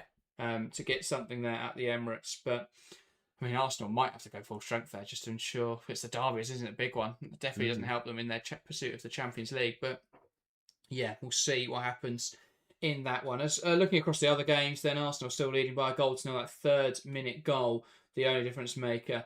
But it has been, I mean, the match momentum graph doesn't really look like much of a graph. It's just a block, a big block of red. West Ham, one shot, similar to the game between Chelsea and London City here. Arsenal, a whole plethora of shots. Haven't really got loads on target, but they have looked to be the better side. And then the game between Manchester United and Everton. United leading by a 1-0. That came right towards the end of the first half. Turland set up by Jess Park. So, yeah, very interesting first 45 in the Men's Premier League. As Nigel mentioned in the live chat, Brighton are beating Liverpool, which is great news for Chelsea fans everywhere. Sharon says, if you don't trust your defence, playing more attacking will make it worse against a good team, lol. Yeah, I don't really know what Tottenham are doing there. Too aggressive. wanting to really have a go at City, but that's not the way to play against City, is it, this season? No, not at all. It's as you say, you're kind of just surrendering yourself at that point. You can't leave yourself open, especially because the attacking quality they've got. Even if you turn it into an end-to-end game, they will take the majority of their chances, and it's very unlikely that you're going to score all of yours. So yeah, it's not even, you can't even try and beat them at their own game almost, in terms of if you make it into an attacking affair, because they will just score more than you. And yeah, Martin Ho's got that one wrong, and as you say, I'm sure he'll revisit that. But yeah, as I say, all three Champions League sides kind of just doing enough to get the job done. I think it'll be frustrating for the other sides. They haven't really been able to lay a finger. But yeah, as I say, I think that it sets up nicely for tomorrow, because if I'm Brighton, you've got, I mean, Liverpool is going to be a tough challenge. Is it? Yes, they play Liverpool. Yeah, they do. So yeah, that's not going to be an easy challenge. Villa will fancy themselves to bounce. They picked up a point last week. Try and kick on as well, playing a Leicester side. But it would be Aston Villa to lose that game, draw at home to City, and then go and lose to Leicester. Yeah. Well, Aston Villa can move sixth, which is why I think this season's so volatile, because they could go from 9th to 6th. 6th is you've had a great season. 9th, bit of a bad season. Yeah. But that's one win. So yeah, it's such a volatile league at the moment, especially between 11th and 6th. It's something we haven't really seen, because last season it was somewhat volatile, but a sort of late season form from Everton carried them up the league a bit, and Tottenham just not really doing anything last season. Saw them finish 11th. But yeah, I mean, West Ham in 11th haven't had. They've definitely improved under Rita Guarino, but they are still in that relegation fight, you'd have to say. Liverpool, I think, are in a fine spot. I think they'll probably win tomorrow against Brighton, but that game really could go either way. Whoever wins that will put themselves in a great spot. Similarly to Aston Villa, Brighton can go up to 6th with a win. If they lose, they could drop to 9th, and Liverpool can move within a point of them. So it's very volatile at the moment. Lots to play for in that mid-pack in the last few games of the season, because obviously we've got prize money in there, but also that the bragging rights of finishing 6th, 7th, moving into next season. It does make it easier to recruit players. If you're going, well, we're top half, we want to push on. It makes it easier. I wonder what we'll see happen in the last few games of the season. Some great fixtures still to come in those mid-packs. So, yeah, looking forward to seeing how it pans out. Baltimore for Chelsea. I saw her warming up at half time, and I think that is her down. We can't really see. I can only see the bottom half of her because of the graphics on the screen. I hope that's for Thompson. Yeah. That's for Sarwi. What's the point? Yeah, it shouldn't be for Sarwi. That'd be Sarwi's really had a great game. I can't quite see who's in the Chelsea huddle. It is for Sarwi. Why? That does fit. That is strange, because she's not played badly. That's so stupid. Yeah. She's the only player who's probably not going to start Arsenal. No, she is going to start Arsenal. There's only 9 there, to be fair. Oh, there you go. Darby. That does make more sense. So bottom on the right wing for Carnery? Yeah. Who scored? And might not play. Will probably play after. Yeah. I imagine that means that Thompson might not then. James will start on the wing, but who knows? Arsenal with the second goal in their game. They scored early in the first half. They scored early in the second, and as soon as they've kicked off, Russo's put one in the back of the net. Holmberg setting her up with a cross. Did West Ham come out? Not sure. Looks like it was a cross, and Russo was pretty much in the goal when she headed home. So maybe not. Yeah. Corrales on as well for. I don't know why she doesn't play more either. Surely that's not for Pattinson though. Looks like it. No, Pattinson. Oh, there we go. Got one on the left wing for Van der Donk. So Aslani into the 10, Paris up front. That's a good change. Presumably. Corrales to the left wing. Yeah, I don't mind that. Shame their pivot's still rubbish, but that is a good change. That's true. Yeah, I think they need 2 there, but don't mind it. Not a bad change. I mean, what is going on? The graphics have given up at this point. We've got no timer now, just Van der Donk in the top left. And London City gets back underway in this game. Paris 2 go all right, and we're back underway for another 45 minutes this time. The timer does look to be right. From Sky Sports, everybody, a round of applause for Sky Sports finally working out how to use. I think it's the WSL, isn't it? Yeah.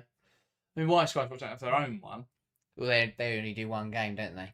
That's poor. Here's Pattinson. Yeah. Looking down the line.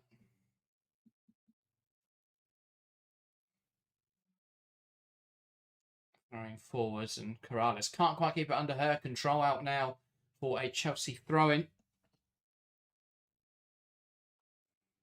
Nuskin, Cuthbert holds onto it well. Here's Buchanan. And now Hannah Hampton. Berman. Forwards into Baltimore. Holds it up well. And dragged down there by Sangare. Free kick for Chelsea. Might be thrown, actually. Smart stuff here from Baltimore. I think that has been given as a free kick. Hampton. Drilling one towards the right-hand side. Cut out well by Pattinson. So Thompson's gone to the right wing now with Carnreid making way. And Baltimore to the left wing. Thompson wins it back. Chance for Chelsea. Slots it through. Beaver Jones is in to score. Can she slot it away? A big save from Letty. And that should be 2-0 Chelsea. Yeah, massive chance of Beaver Jones. I mean, she might have thought that she was offside. I thought she was. That didn't go up, though. But it didn't go up, no. And yeah, should do better. I spoke about how she's looked really good since come back from injury. Scored in the League Cup. Got the assist already today. But that really should have been 2-0. Yeah, it did look like she just went too early there and then really should have done better with the shots. Have another look. It's great work from Thompson to win it off of Pattinson. London City stopped to complain for a foul. It's well timed from Beaver Jones, but just doesn't get the shot right. First touch was behind her. And yeah, she kind of closed the angle on herself almost. Sawi battling with Paris. Paris does well. Slotted down the line to Yana Fernandez. Sawi getting back in there. Stands her up. Brilliant from Chloe Sawi to win it back. And well, some questions of the way whether Chelsea may look at a left back next season. Do they need to? Will be the question with the way Chloe Sawi is developing, the way she's slotted into the first team today. Definitely gives Juan Pastor and the Chelsea recruitment staff something to think about. Buchanan. Now Berman. Especially if Neve Charles does ever come back from injury. Cap time. Potter losing out in there, and here come London City. Aslani to Paris. Sawi stands her up well again. That's a little clumsy. Well I'm giving us a dive there against Nikita Paris, and she will probably be booked for this as well then. Not happy. Nikita Paris, and does go into the book.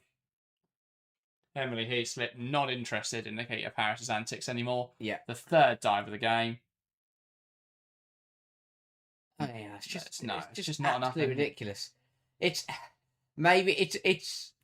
that's pathetic. Yeah, it's a bit harsh maybe to call it a dive because there is contact, but the way the game's gone up, yeah, there's no problem with that. Definitely not a penalty whatsoever. And that's all she's done all game. And that's why you need that's what I like from Heath because other referees have fallen for that this season.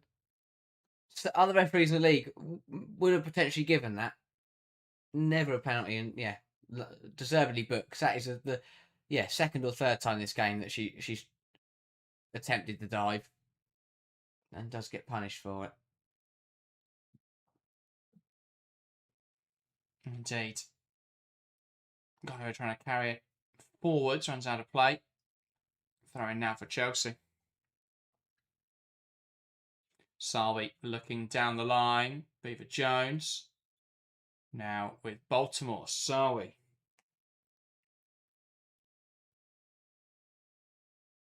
Trying to turn, and Yana Fernandez knocks it out of play.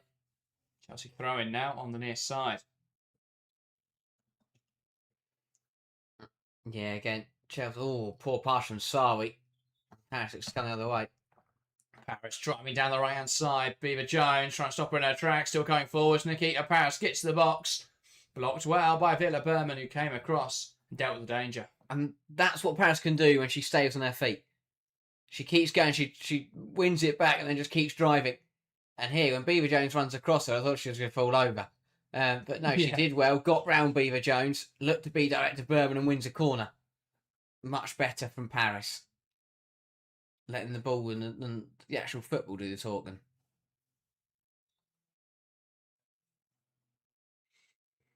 Corner now then for Chelsea. Puts the ball in towards the front post. Cleared away well. Ball knocked wide and Pattinson stands it up. Can she fashion a cross? It's lifted in there. Not quite dealt with. Hooked away nicely though. Still alive here. Aslani blocked well and out for a London City corner. Yeah, Chelsea just having to stave off some pressure here. Again, no shots towards goal from London City, but they're just doing enough to make Chelsea think, and it's not as comfortable as the Blues would like it. I feel a second goal is pretty crucial for Chelsea at this point in the game. Sky Sports confirmed, by the way, that was the quickest hat-trick in WSL history from Khadija Shaw. We'll put it on the near post. Wide, and I think that'll be a goal kick. Right, another corner for London City. Who did that come off in there? Not sure. Marsetto's knocked it goalwards. Looks like he just bounced up and out. Touch beat a cat's on? Maybe. It's a very difficult one to spot. Like it, yeah.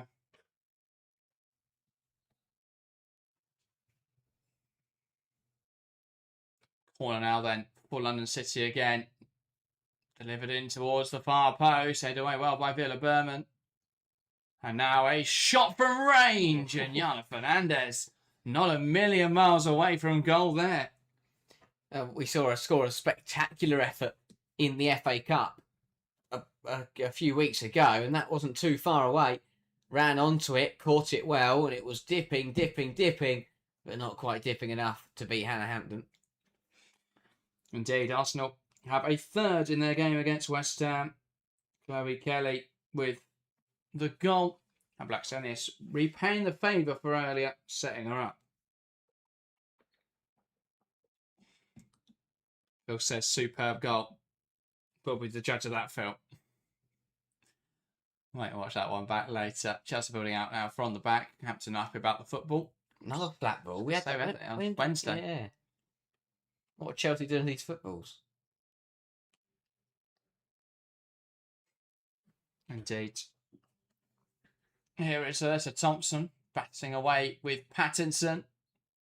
He's got the new sleeveless version of the shirt.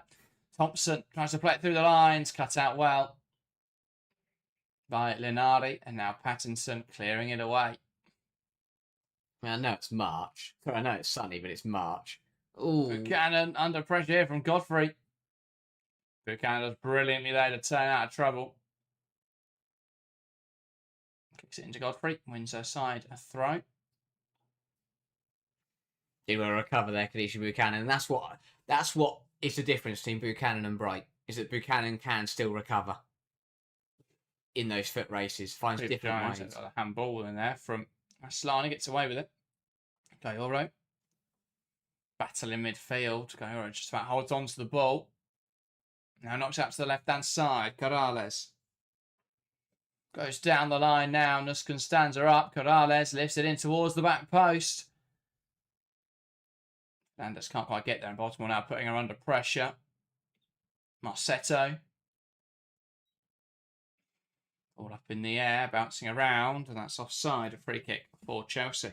Yeah, Chelsea will just want to get going again in the second half. London City have started this second 45 pretty positively.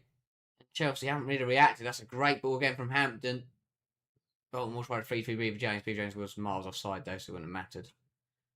But yeah, London City have can't the blocks nicely, and Chelsea haven't really seemed to react. Yeah.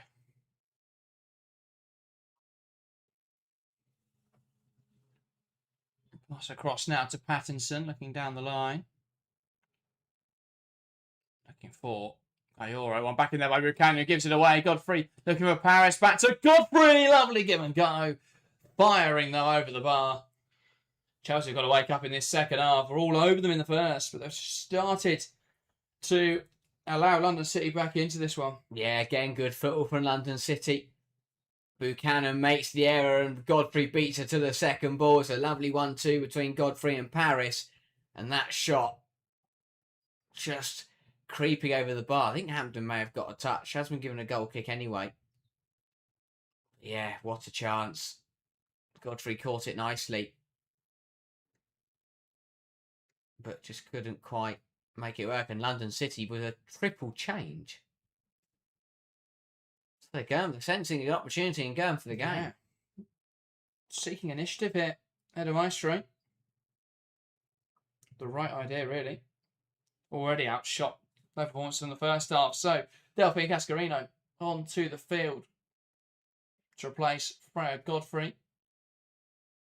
And then Nikita Paris makes way for Isabel Goodwin. Maybe there wasn't a third. So Cascarino to the right wing, got Goodwin through the middle. Yes, you'd assume so. Well, Cascarino's gone to the left. It looks like a bit of a... It was a bit of a shape change, wasn't it, at half time? To the 3-back. Altmore comes inside, knocks it in behind. Pass inside from Captain, looking for Eva Jones. Gets it to Thompson, who should score. Big block from Fernandez. And then Captain tries to squeeze it back to Baltimore. Picked off brilliantly by Gallardo, who will carry the ball forwards now. Options to our left and right. Knocks it right. Big challenge from Sarwi. Knocks it out of play. Well, should really be 2-0. Massive opportunities for Chelsea. It's brilliant from Captain. Beaver Jones could have then had a go herself. Gives it to Thompson, who has to score. Big block from Fernandez. And then Captain tried to work it out to Baltimore. Pinched off her by Gallardo. Chelsea really should have killed the game off then and there. Yeah, not what they were looking to try and do. I think there has been a change in midfield. I think there was a third change. Looks like Rodar for Marsetto. Yeah. That's definitely 16. Julia Rodar. Look how so messy in there. That is a late challenge from Gallardo and gets away with one. Might have got the ball. At least a swap, the referee thinks. Rodar. Out towards the right-hand side with Yana Fernandez. Stood up well. Blocked and out for a throw-in. But still in some discomfort after a heavy challenge. It looked late. Let's have a look again. Got the ball, but... It's definitely strong, isn't it? Yeah. From Gallardo going in like that. I think but a warrior. I think one leg got the knee, one leg got the shin of Cuthbert, but luckily Aaron Cuthbert wears proper shin pads. Yeah, Chelsea just still have half an hour to play here, and they haven't really kicked into gear in the second half. First, very similar to Wednesday, really. Did the job in the first half, and then can't really cut the blocks in the second half. No, I mean, and London City have started to threaten more. For all of that, they've taken 2 shots off target. Yeah. Or 3 shots off target, I think, now. Which, again, is exactly how Wednesday played out. Yeah. They were just rather Chelsea can get a second and just give themselves a cushion, because London City felt the kind of team just get a goal. Mm. Done it a lot this season. People just been caught there late. And there's over to check on her. Just the ankle there.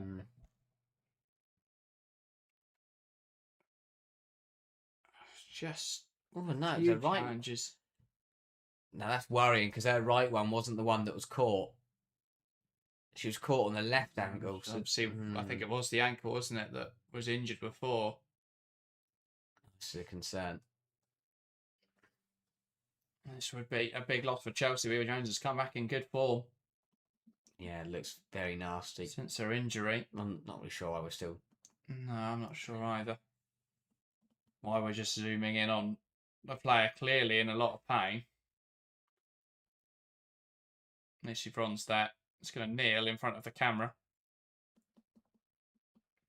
I mean, just show anything else. Zoom in on Heaslip if you want. Because now you've just zoomed in on a player who's injured, and then you're just zooming in on Lucy Bronze's backside.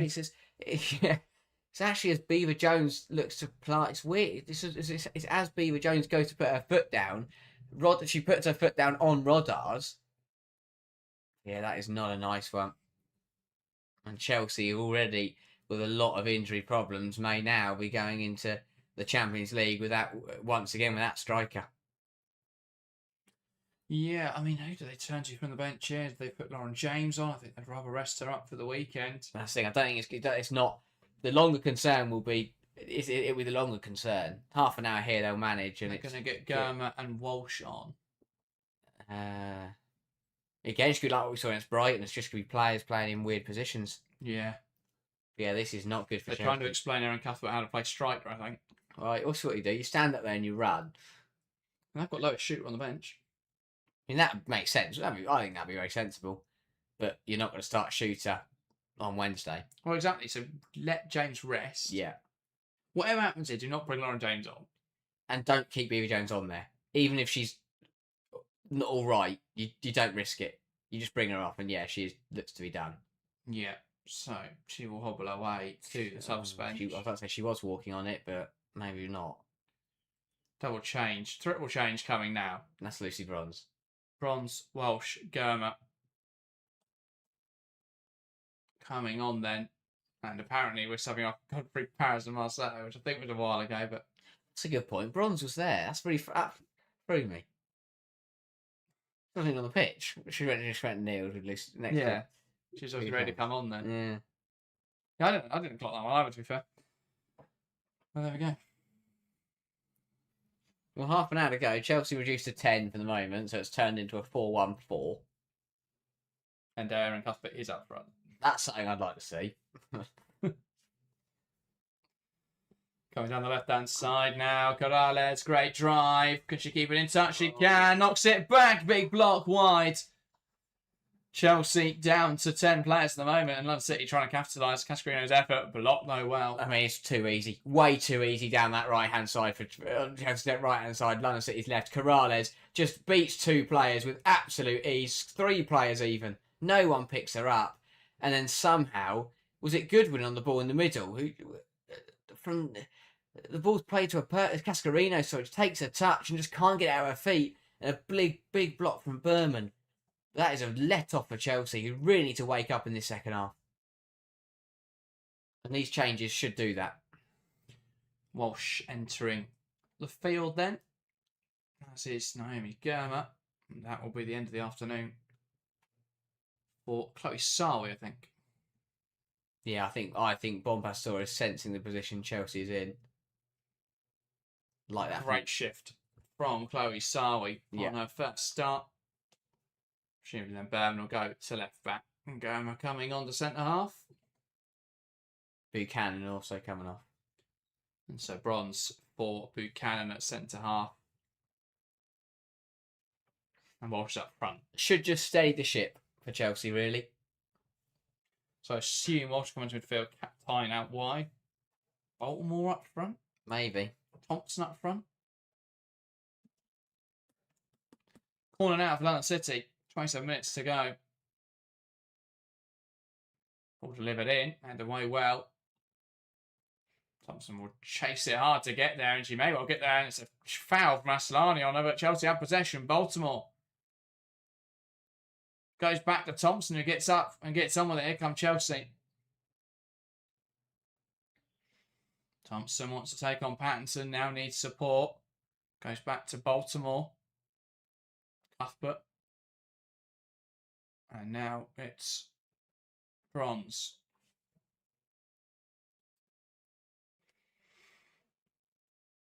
Lucy Bronze surveying her options. Goes to the right-hand side with Erin Cuthbert. Bronze again. So they swap Cuthbert and Nuskin now. I don't know. Yeah. It's like Cuthbert playing right back, Nuskin's playing up front. That is what they've done. Erin Cuthbert's doing a shift at right back. So yeah, no change as to the wingers. It's instead Nuskin up front. That makes more sense than Cuthbert up front. But no. Erin Cuthbert's not a right back. You're a striker. Cuthbert standing up Cascarino. Cascarino trying to come inside. Shuffled wide now. Corrales. This is the make or break for Cascarino. You're running at Erin Cuthbert. You're running at Erin Cuthbert. Stood her up well and won it back. Pattinson dispossessed again, and here's Nuskin. Not used to leaving the line. Looking at her options out towards the right-hand side. Thompson's going to get there. Blast it past Rodar. Rodar comes across and tries to commit a foul. There was that realisation moment there for Nuskin as she looked up to release the ball and then went, "Oh, hang on, I am the striker that I'm looking for." But yeah, Chelsea have got to make sure this doesn't get messy with 25 minutes to go. Obviously, injury, the squad depth is struggling, clearly. I mean, we're currently watching a front three of Baltimore, Nuskin and Thompson. with Erin Cuthbert at right back. Ball forwards, Bronze. Battles to get there. Here's Cuthbert. Berman. And Hampton.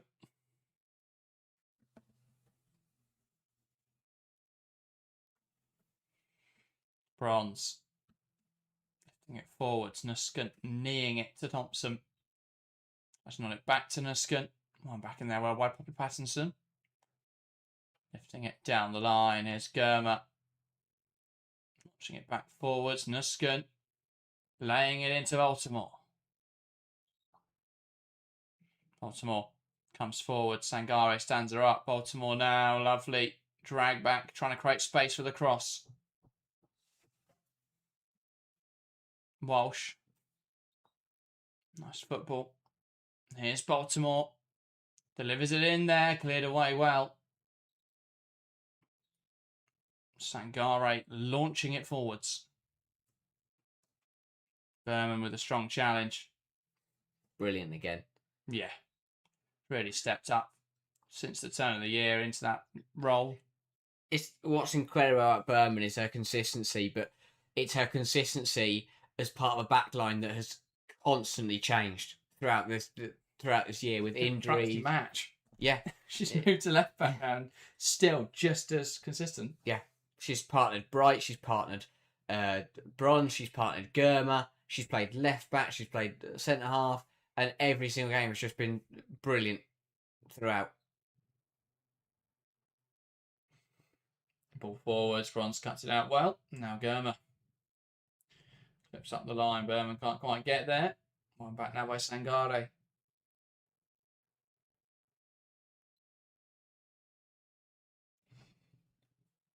Battling away, good chance from Captain. Knocks out of play. Chelsea continue to throw. London City now looking to come down this right-hand side. I have to say, for all the goals that were flying in the first half, and apart from Arsenal scoring two, To be fair, I think City have sort of felt a bit of pity. Yeah, it's like that. Stop. They're already dead. Yeah. Manchester United have probably taken it easy if they can, because they've got a big game in the week. I mean, they've gone very strong. That's the kind of game where they go easy and end up drawing 1-1. Chelsea have got to be careful they don't drop points here either. Just trying to work out. I don't think Awujo's at right back. If anyone's watching United, is Awujo at right back? Or is it Lundqvist right back, Rolfo left wing, Mallard left wing, Rolfo left back, Mallard left wing, turned up front, Awujo. This is interesting. Who knows? Sangare just very unnecessarily I didn't quite see which Chelsea player it was, just pushed them off the pitch. And then he stepped asked her for a chat and they had a bit of a stalemate there. Well, he's just like, you come to me, and Sangare was like, well, no, I'm right here, you come to me. Oh, I think that was scrap. Berman up the line, Baltimore brings it down, tries to flick it backwards there. Doesn't quite come off, it's one back by Linari. Second half's definitely gone in the favour of London City. Chelsea have just not offered much threat. I mean, they've had the better chances, really. London City have had lots of shots from range. Here's Goodwin. Clips it back in there, header on target. Big save from Hannah Hampton. And that's the best chance of the second half by far. Chelsea have got to wake up. Chelsea have got to wake up in this game. They are sleepwalking into a drop of points here. And again, it's just a long ball that Cascarino brings down nicely. Gives it out to Goodwin, who dinks it back to Cascarino, who's not picked up by anybody in the middle. Heads it goalwards, has to do better because Hampton's wrong-footed here. Complete miscommunication there between Bronze and Germer. How on earth is Cascarino unmarked in there? It's an absolute let-off that she got the header wrong and put it too central. Dominant first half. Now Chelsea are making a mess of this. Berman gets it clear, and now Baltimore latching on the loose ball, knocks it out, and it's Nusken leading the attack. Got to switch it. Tries to switch the play, looking for Thompson. No, he does enough. And defending does enough. Tries to see it out. Goes back to Lette. Yeah, Beaver Jones' injuries just killed Chelsea because Nusken can't press. London City they're gaining 10, 20 yards because they're just under no pressure.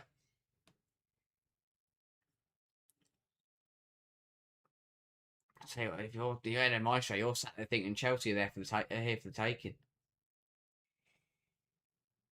Handsome. Now Linari. Yeah, what do they do next? Well, they made the triple change, didn't they? Made 4 subs. I got 1 left. Have they got any attackers? Francie and Partido are both attackers. Oh, just keep it as Perez it is midfielder. No, they might throw an attacker at it. Bronze back to Cuthbert. And now Hampton. Similar vibe to the game at Stamford Bridge, where Chelsea were the better side second half, kind of switched off, but didn't ever really look like conceding. And then brought on Sam Kerr. I think the goalkeeper looks like a decent 2-0 win. Nuskund is absolutely done. Get low shooter on there. Yeah. Yeah, great shout. She's a striker. B, she can just come on and run for 19 minutes. And Nuskund's going to have to play one of the positions on Wednesday. And she already played 90 minutes against Brighton. And it's not like a position where you go, bring on a youngster could cost you, because it's a striker. She might score. Yeah. Anything she does isn't going to impact whether Chelsea concede or not. Morales, ball in. Cleared away haphazardly. Here's Fernandez. Blocked well by Villa Berman. Baltimore now back towards Berman. Chelsea just need to regain some control here. It's going long again. Ain't got anyone to make it stick. No, Nisson's got to come off. She's playing in an unnatural position and she's absolutely knackered. She's not. Chelsea are playing with 10 players at the moment. They just stupid like put James on though, which wins in the game. But yeah, big recovery from Berman. Cleared the ball, but then recovered to block Fernandez's effort. London City, we started to think how they haven't levelled this game up yet. Some massive chances. Cascarino has to be better with the header a couple of minutes ago. Hannah Hampton was stuck at the near post. Cascarino puts it down the centre of the goal and Hampton just about gets there. But if Cascarino heads that into the bottom right corner, Hampton's got no chance. Yeah. Yeah, Chelsea are going direct because they're under pressure and Nuskin can't get anywhere near it. Germa stabbing that one forwards, and Nuskin does get to that, but can't get enough on it to find Baltimore. And Sangare now stepping up, knocks it wide. Fernandez got to away Berman. London City corner. Bon Pastor must be able to see what we're saying.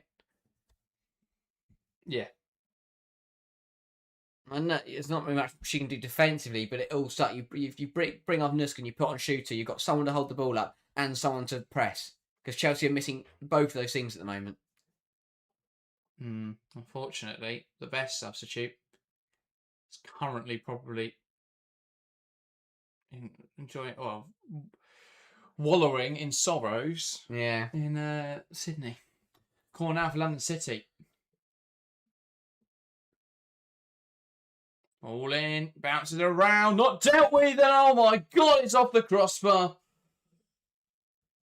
London City should have scored there. Chelsea with the let off. Well, I said it a moment ago. Chelsea are sleepwalking to a drop of points here. Failed to deal with the ball. It's headed down. Bounces in the 6-yard box. And was it Rodar who ran onto it? And that's a big save. Hampton pushes up into the bar. Hannah Hampton is single-handedly keeping Chelsea ahead in this game. Ball in towards the front post. Don't think that surely stayed on. An assistant referee thinks otherwise, which Chelsea are not happy about. Another corner. London City can keep the pressure on here.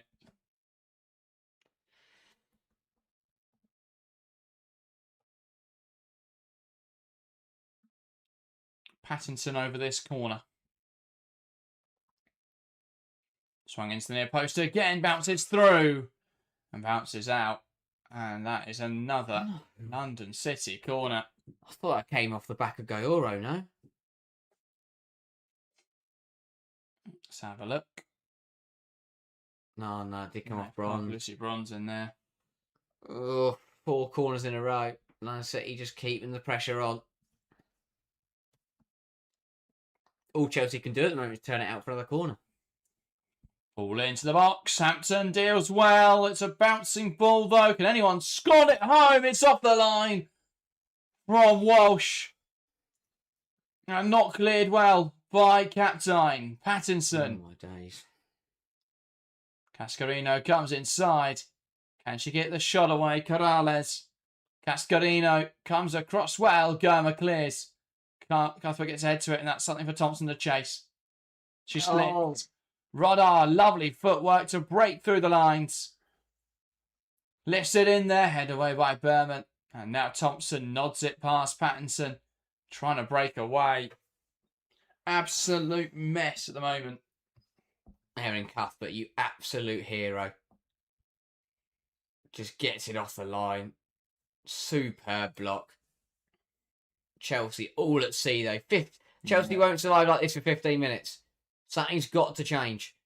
Because if London City are going to have this amount of pressure for the next 15 minutes, they will score a goal.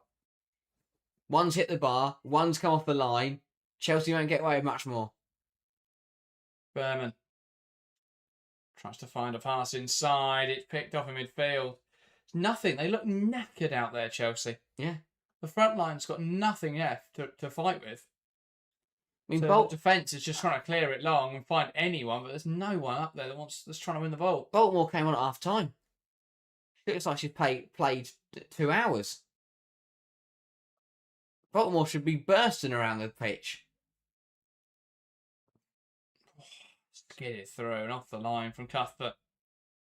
How does it get through all these bodies? I'll never know. Like deflected off the foot of Nuskin, who was just lying on the floor. Which did, to be fair, take it closer to Cuthbert. But again, the Chelsea captain leading by example. Lucy Bronze is hobbling.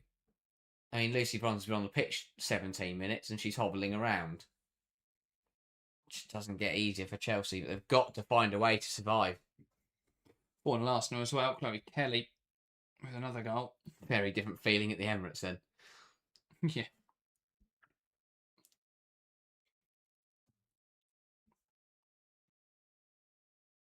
Hampton then looking to launch this one forwards. Nice score update there. That's miles out of time from the WSL. Chelsea just need a spell where they take the pressure off. It feels like Chelsea are playing with a player less. Lauren James has come on, by the way, for Nuskin. Oh, there we go. I did that quickly. Ball forwards looking for James. Pattinson heads. It's cleared away well. Walsh. That is a massively overhit ball to try and find Captain out of play for London City throwing. I mean, at least Lauren James only had to play 12 minutes, I suppose.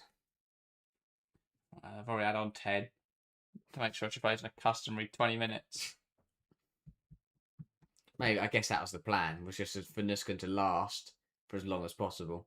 James haunted up. Foul in there from Gaioro. Went in late. Free kick for Chelsea. I think that sums it up, though. Her team aren't annoyed at the decision. They're annoyed at her because it's a needless foul. And Chelsea could make something happen here. And they've not had anything in the second half. Yeah. It would absolutely nick it, wouldn't it? I mean, Lauren James wide to Thompson. James cuts in. Lifts it into the box. Nari gets ahead to it and it's out for a Chelsea corner. James would make things happen there. Yeah. That's all. Exactly what we said then. Someone to press and someone to actually hold the ball up, and that's exactly what Lauren James has done. Won a free kick, took the free kick, crossed it in, won a corner. And suddenly, it's been 4 minutes. Yeah. Chelsea have gone from being under consistent pressure to now potentially scoring a second goal. Indeed. Cuthbert then. Ball delivered on top of the goalkeeper. Punched away well by Lette. Walsh will get there. Carries it wide. Ball back in. And, well, not the greatest cross from Kira Walsh. No, good corner from Cuthbert. Well dealt with by Lette. Put on top of her and she had bodies round her. But a good punch clear. And then, yeah, Walsh with the recycled ball. Not quite what Chelsea were looking for. But a big 10 minutes now. Massive 10 minutes for Chelsea. And their European hunt.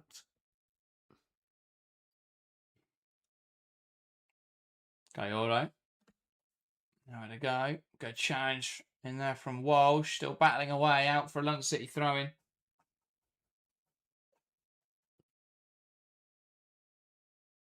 Fernandez looking down the line. Now they've all launched looking for Lauren James. Here's Fernandez. Good pressure from Potter. Still contesting and out now for London City throwing. Yeah, another decent performance from Potter. Hasn't had as much space as she did on Wednesday, and obviously Chelsea were on top for 90 minutes. And also, it's a very different role, obviously, in the game on Wednesday. She was playing that Cuthbert role where she is expected to carry it forwards. Today she's been playing the Walsh role, dictating the game a bit more. Now she's a bit higher. Ball slipped through. Chance now. Corrales, one-on-one with the keeper, should score. Big save, and it's turned home. And London City draw level. It's been coming in this second half. Chelsea looks so tired. And London City react well. It was just way too open there. Corrales in Acres fires across goal. It's saved. But the on-rushing Isabel Goodwin on hand to poke it home. And London City capitalise on Chelsea. Nice move from Cascarino to slot through Corrales. Corrales' effort saved brilliantly by Hampton. Goodwin on hand, though, to head it home. And London City snatching a point potentially at the death. Yeah, big save from Hampton, but Goodwin reacts quickest. Germer and Cuthbert out-jumped and just don't read it, don't follow her at all. But Chelsea have been rubbish in the second half, absolutely rubbish. They're struggling with fatigue, they're struggling with injuries, but still made 5 changes. That's half the team that have come on, and everyone looks knackered. Not good enough in the second half, and London City have been really, really strong. They've raised their game and they're punishing it. And Chelsea need to find a goal in the next 8 minutes. Walsh, Thompson, James. Lovely turn. Forwards now into Potter. Potter cuts it back and Capside can't quite get there. And Lette is going to slow this game down because what a result this would be if London City can hold on. It was all Chelsea first half.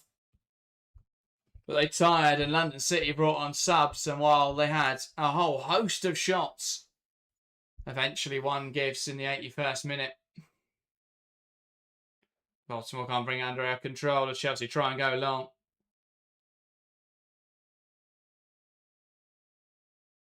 Oh, what a chance. I mean, Potter just absolutely smashes at her. And Captain tries to bring it down. Could have gone first time there, you feel. Fernandez going down the line. Germer knocks out of play. I'll tell you what, I think Chelsea will take a point. Can't really afford to at this point in the season. United handed Chelsea a great opportunity when they drew in the midweek. Chelsea might be about to hand it right back. And Arsenal are sat there 4-1 up, 4-0 up at the Emirates, having a great time.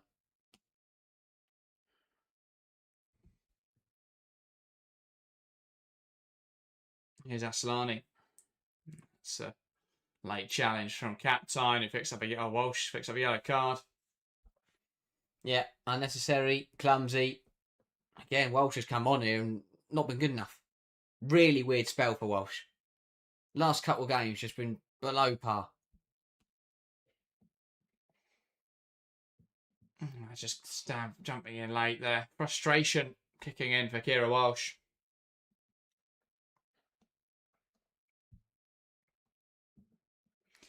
Phil says, don't worry, lads. These London City fans love you guys. They won't be coming at you. Well, this is the most London City result I've ever seen. But yeah, Chelsea just tired so much in the second half. Yeah. Didn't really have anything off the bench to help. So many players out of position. Asllani in towards the back post, bouncing towards Hampton. Claims it well. I said it at the top of the show. Chelsea, have, compared to the rest of the top, compared to United and Arsenal, Chelsea have got the nicest fixtures and the least amount of fixtures. But they cannot afford any silly results. This is a silly result. And it's one of those that people will look at and say, well, Chelsea rotated too much for Champions League, but those rotated players weren't the problem. Yeah. Subs have come on, it's arguably got a bit worse. Yeah, changing the set about partnerships is another thing you should do in a game. Kind of difficult, though, when you've got so many issues. I don't know why we... yeah. Obviously, Beaver Jones coming off doesn't help. Chelsea really haven't had an outlet. Sarwi didn't really need to come off. That No. was an unnecessary change. Even carried at half time. I mean, Baltimore, I haven't seen her. Came on at half time. She should be the player that's running the show. Pretty much this left wing, hasn't she? I haven't really noticed her. No. Ball out wide, and Cuthbert's going to get there. Chelsea coming forwards now. Here's Thompson.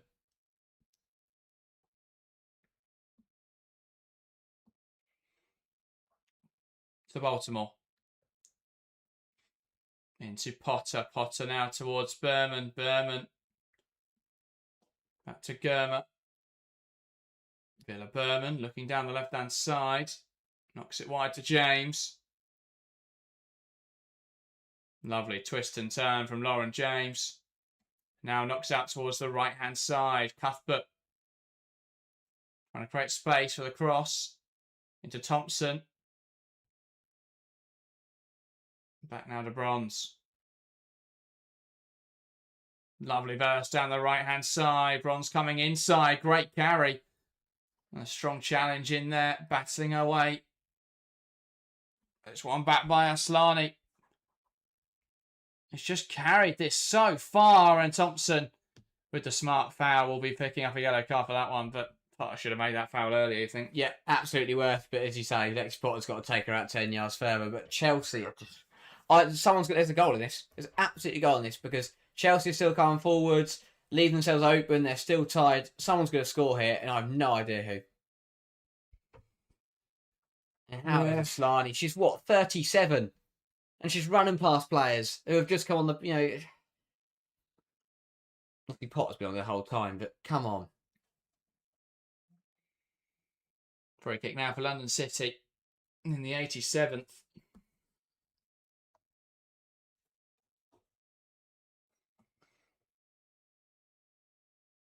Chelsea now need a late goal, really. I mean, it's still in their hands, even if this result doesn't go their way. But it would put pressure on that last game of the season against United. It would mean they can't have any more mistakes. And it suddenly brings prioritisation coming in between the Champions League, FA Cup and League. Big last few minutes here. Headed away. Goodwin with a wild attempt. Wide of the mark. Yeah. Good cameo this for Goodwin, showing to Maestre that they shouldn't play 2 10s and put Aslani up front. That Goodwin, can take her chances. I mean, admittedly, it was quite a nice one, harder to miss, but she took it. What on earth has happened there from Chelsea playing out? One back in midfield. Here's Lauren James carrying the ball forwards.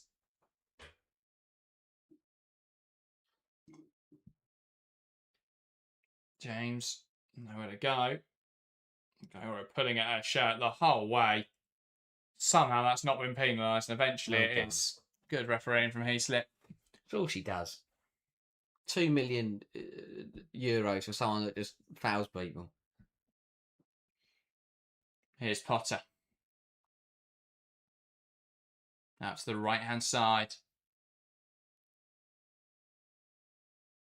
Nice carry from Cuthbert down the line. Captain knocks it wide. Here's Thompson. Captain. Thompson.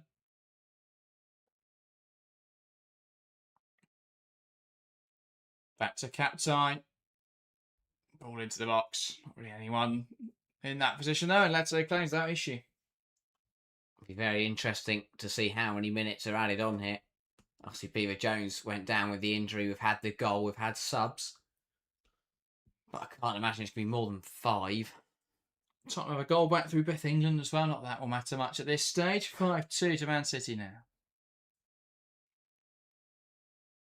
Baltimore. Back now to Walsh. Captain holds well. Tries to feed it through the lines. There's no options. No. Captain there has no one to pass to. 6 minutes of additional time. Not sure if that helps or hinders Chelsea.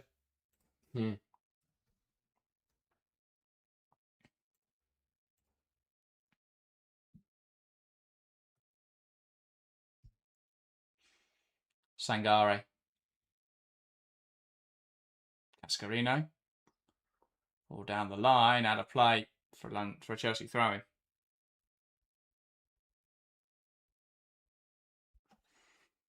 I still think there's a goal in this game. I really do. I just don't know who for. Bronze. Thompson. Cuthbert back to Potter. Cuthbert again, knocking it wide. Here's Thompson. Thompson needs support. Captain's got to go down the line there. Walsh. Wide to Thompson. Back down the line looking for Captain and go, oh, we'll try and see this out. And does so well. London City goal kick.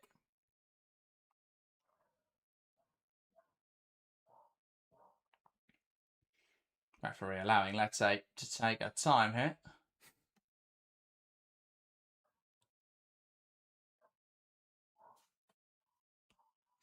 Yeah, very happy to take the point. Lette doesn't deal with that one particularly well. Thompson win the header. Drops now for Walsh. Tries to find James. James can't quite nod it down to a teammate.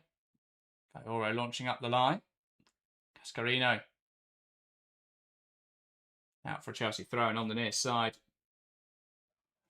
And a big, big goal in the context of this European race. Manchester United 1, Everton 1. Ima Gabado off the bench to score. Big goal then. And that may well save Chelsea's bacon for this week at least. I'll tell you who is probably sat there with a massive grin on their faces are all the Arsenal fans around the world. Because what a weekend this could be for them. Well, they'll stay fourth, but 2 points behind Chelsea with 2 games in hand. Wow. Ball down the line to Baltimore. Looking for support now. James. Berman. Back to James. Walsh. Into Baltimore. James lifting forwards, headed on, and that's into the gloves of Lette. 3 minutes of additional time left here. Chelsea are walking. There's nothing out there. No. They're a team that have just played so much football and just look tired. And Delphine Cascarino's been given player of the match, which is hilarious. Is it sponsored by Kinsica by any chance? What's she done? She didn't score the equaliser. She didn't set it up, and she came on at 60 minutes. She played the through ball to Corrales, but I mean, sure. Did she come on half time? Whatever, Barclays. I'd give it to Sarwi. Captain Thompson. James. Potter. Captain through to Thompson. Is there a cutback on? There is, but there's no one in there. No one in a Chelsea shirt wants to score.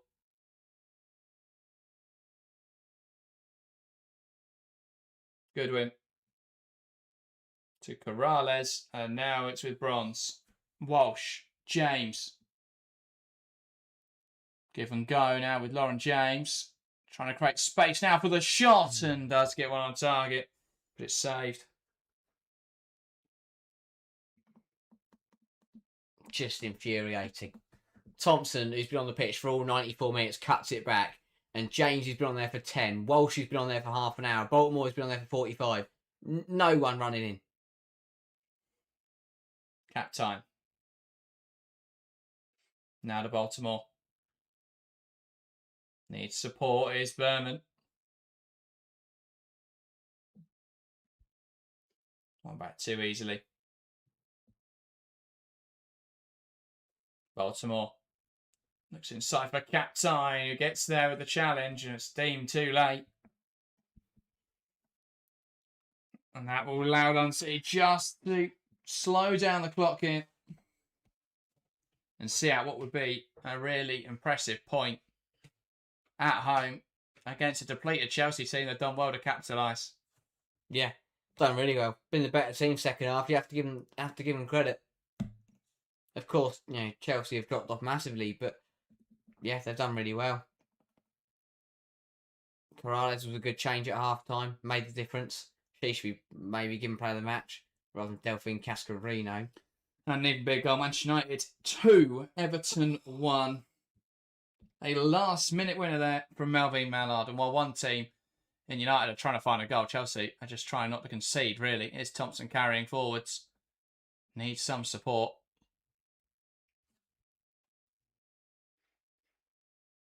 Thompson tries to go down the line. No options here, though. Back now to Bronze. Thompson.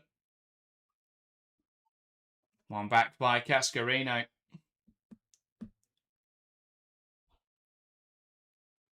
And that's the full-time whistle here at the Den. A big drop of points for Chelsea, who just couldn't compete second half. The dominant force the first half. But after about 55 minutes, it was all London City. Chelsea just tired, and London City took full advantage, flooding forwards. And really could have found a winner.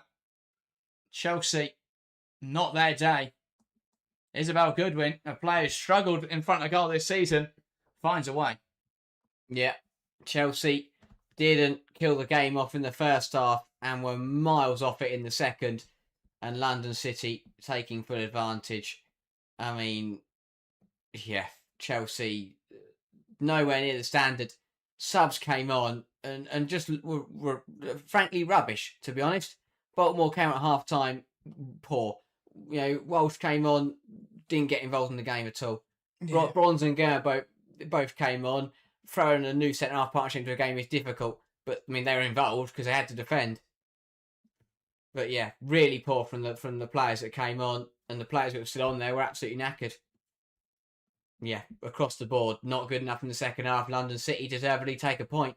And that is a big point for them in that midfield fight. And puts Chelsea on the back foot a little bit in the race for Europe. Absolutely. It just means now they've got to beat United on the final day, because what a mess today was. One eye on the Champions League in the week and just couldn't get this done today. Got to back out now. Have to win that Arsenal game now. Have to win it. Yeah. You know, the sacrifice was this game now. So if Chelsea walk out there at the Emirates and don't win on Tuesday, then this game was sacrificed for absolutely nothing. Yeah.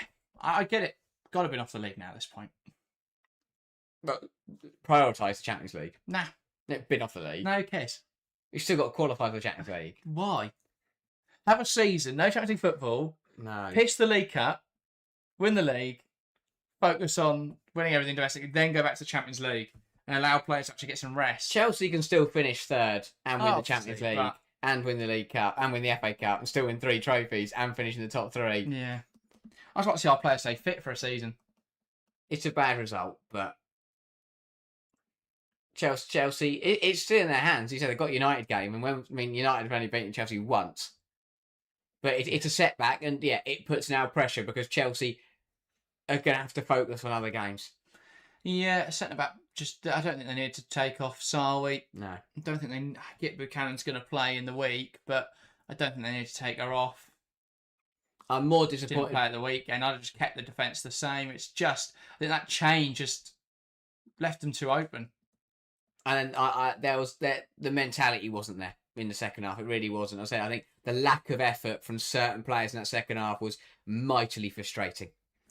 There's too many warning signs to ignore Chelsea at this point. Something deeper seems to be going on. Yeah, I think it's that they've got the most injuries of any team in the league. I reckon that'll probably do it, Phil. That's the deeper thing. Chelsea had very little to bring off the bench today. And the players that did come off the bench all played pretty much 90 minutes in the week. It's a team that are just tired because they've played every 3 days and half the team is injured. It's like the started today with Potter and Sarwi, 2 players who've played. Well, Potter had made this Potter's second start, Sarwi's first start. You don't do that unless. I mean, it's the same situation as City was in last season. The difference is that City dropped from being a team that were competing for the league to being a side that were nowhere near it. Chelsea have gone from a team that dominate the league to being a side that are only now competing for Champions League. It's like that. But I mean, it's just what happens when you get a lot of injuries. Obviously, started this season with players out injured. Went through this season and more players have got injured. So, don't know why Michelle Kang's on there. That annoys me. Anyway, it's the revolving door, isn't it?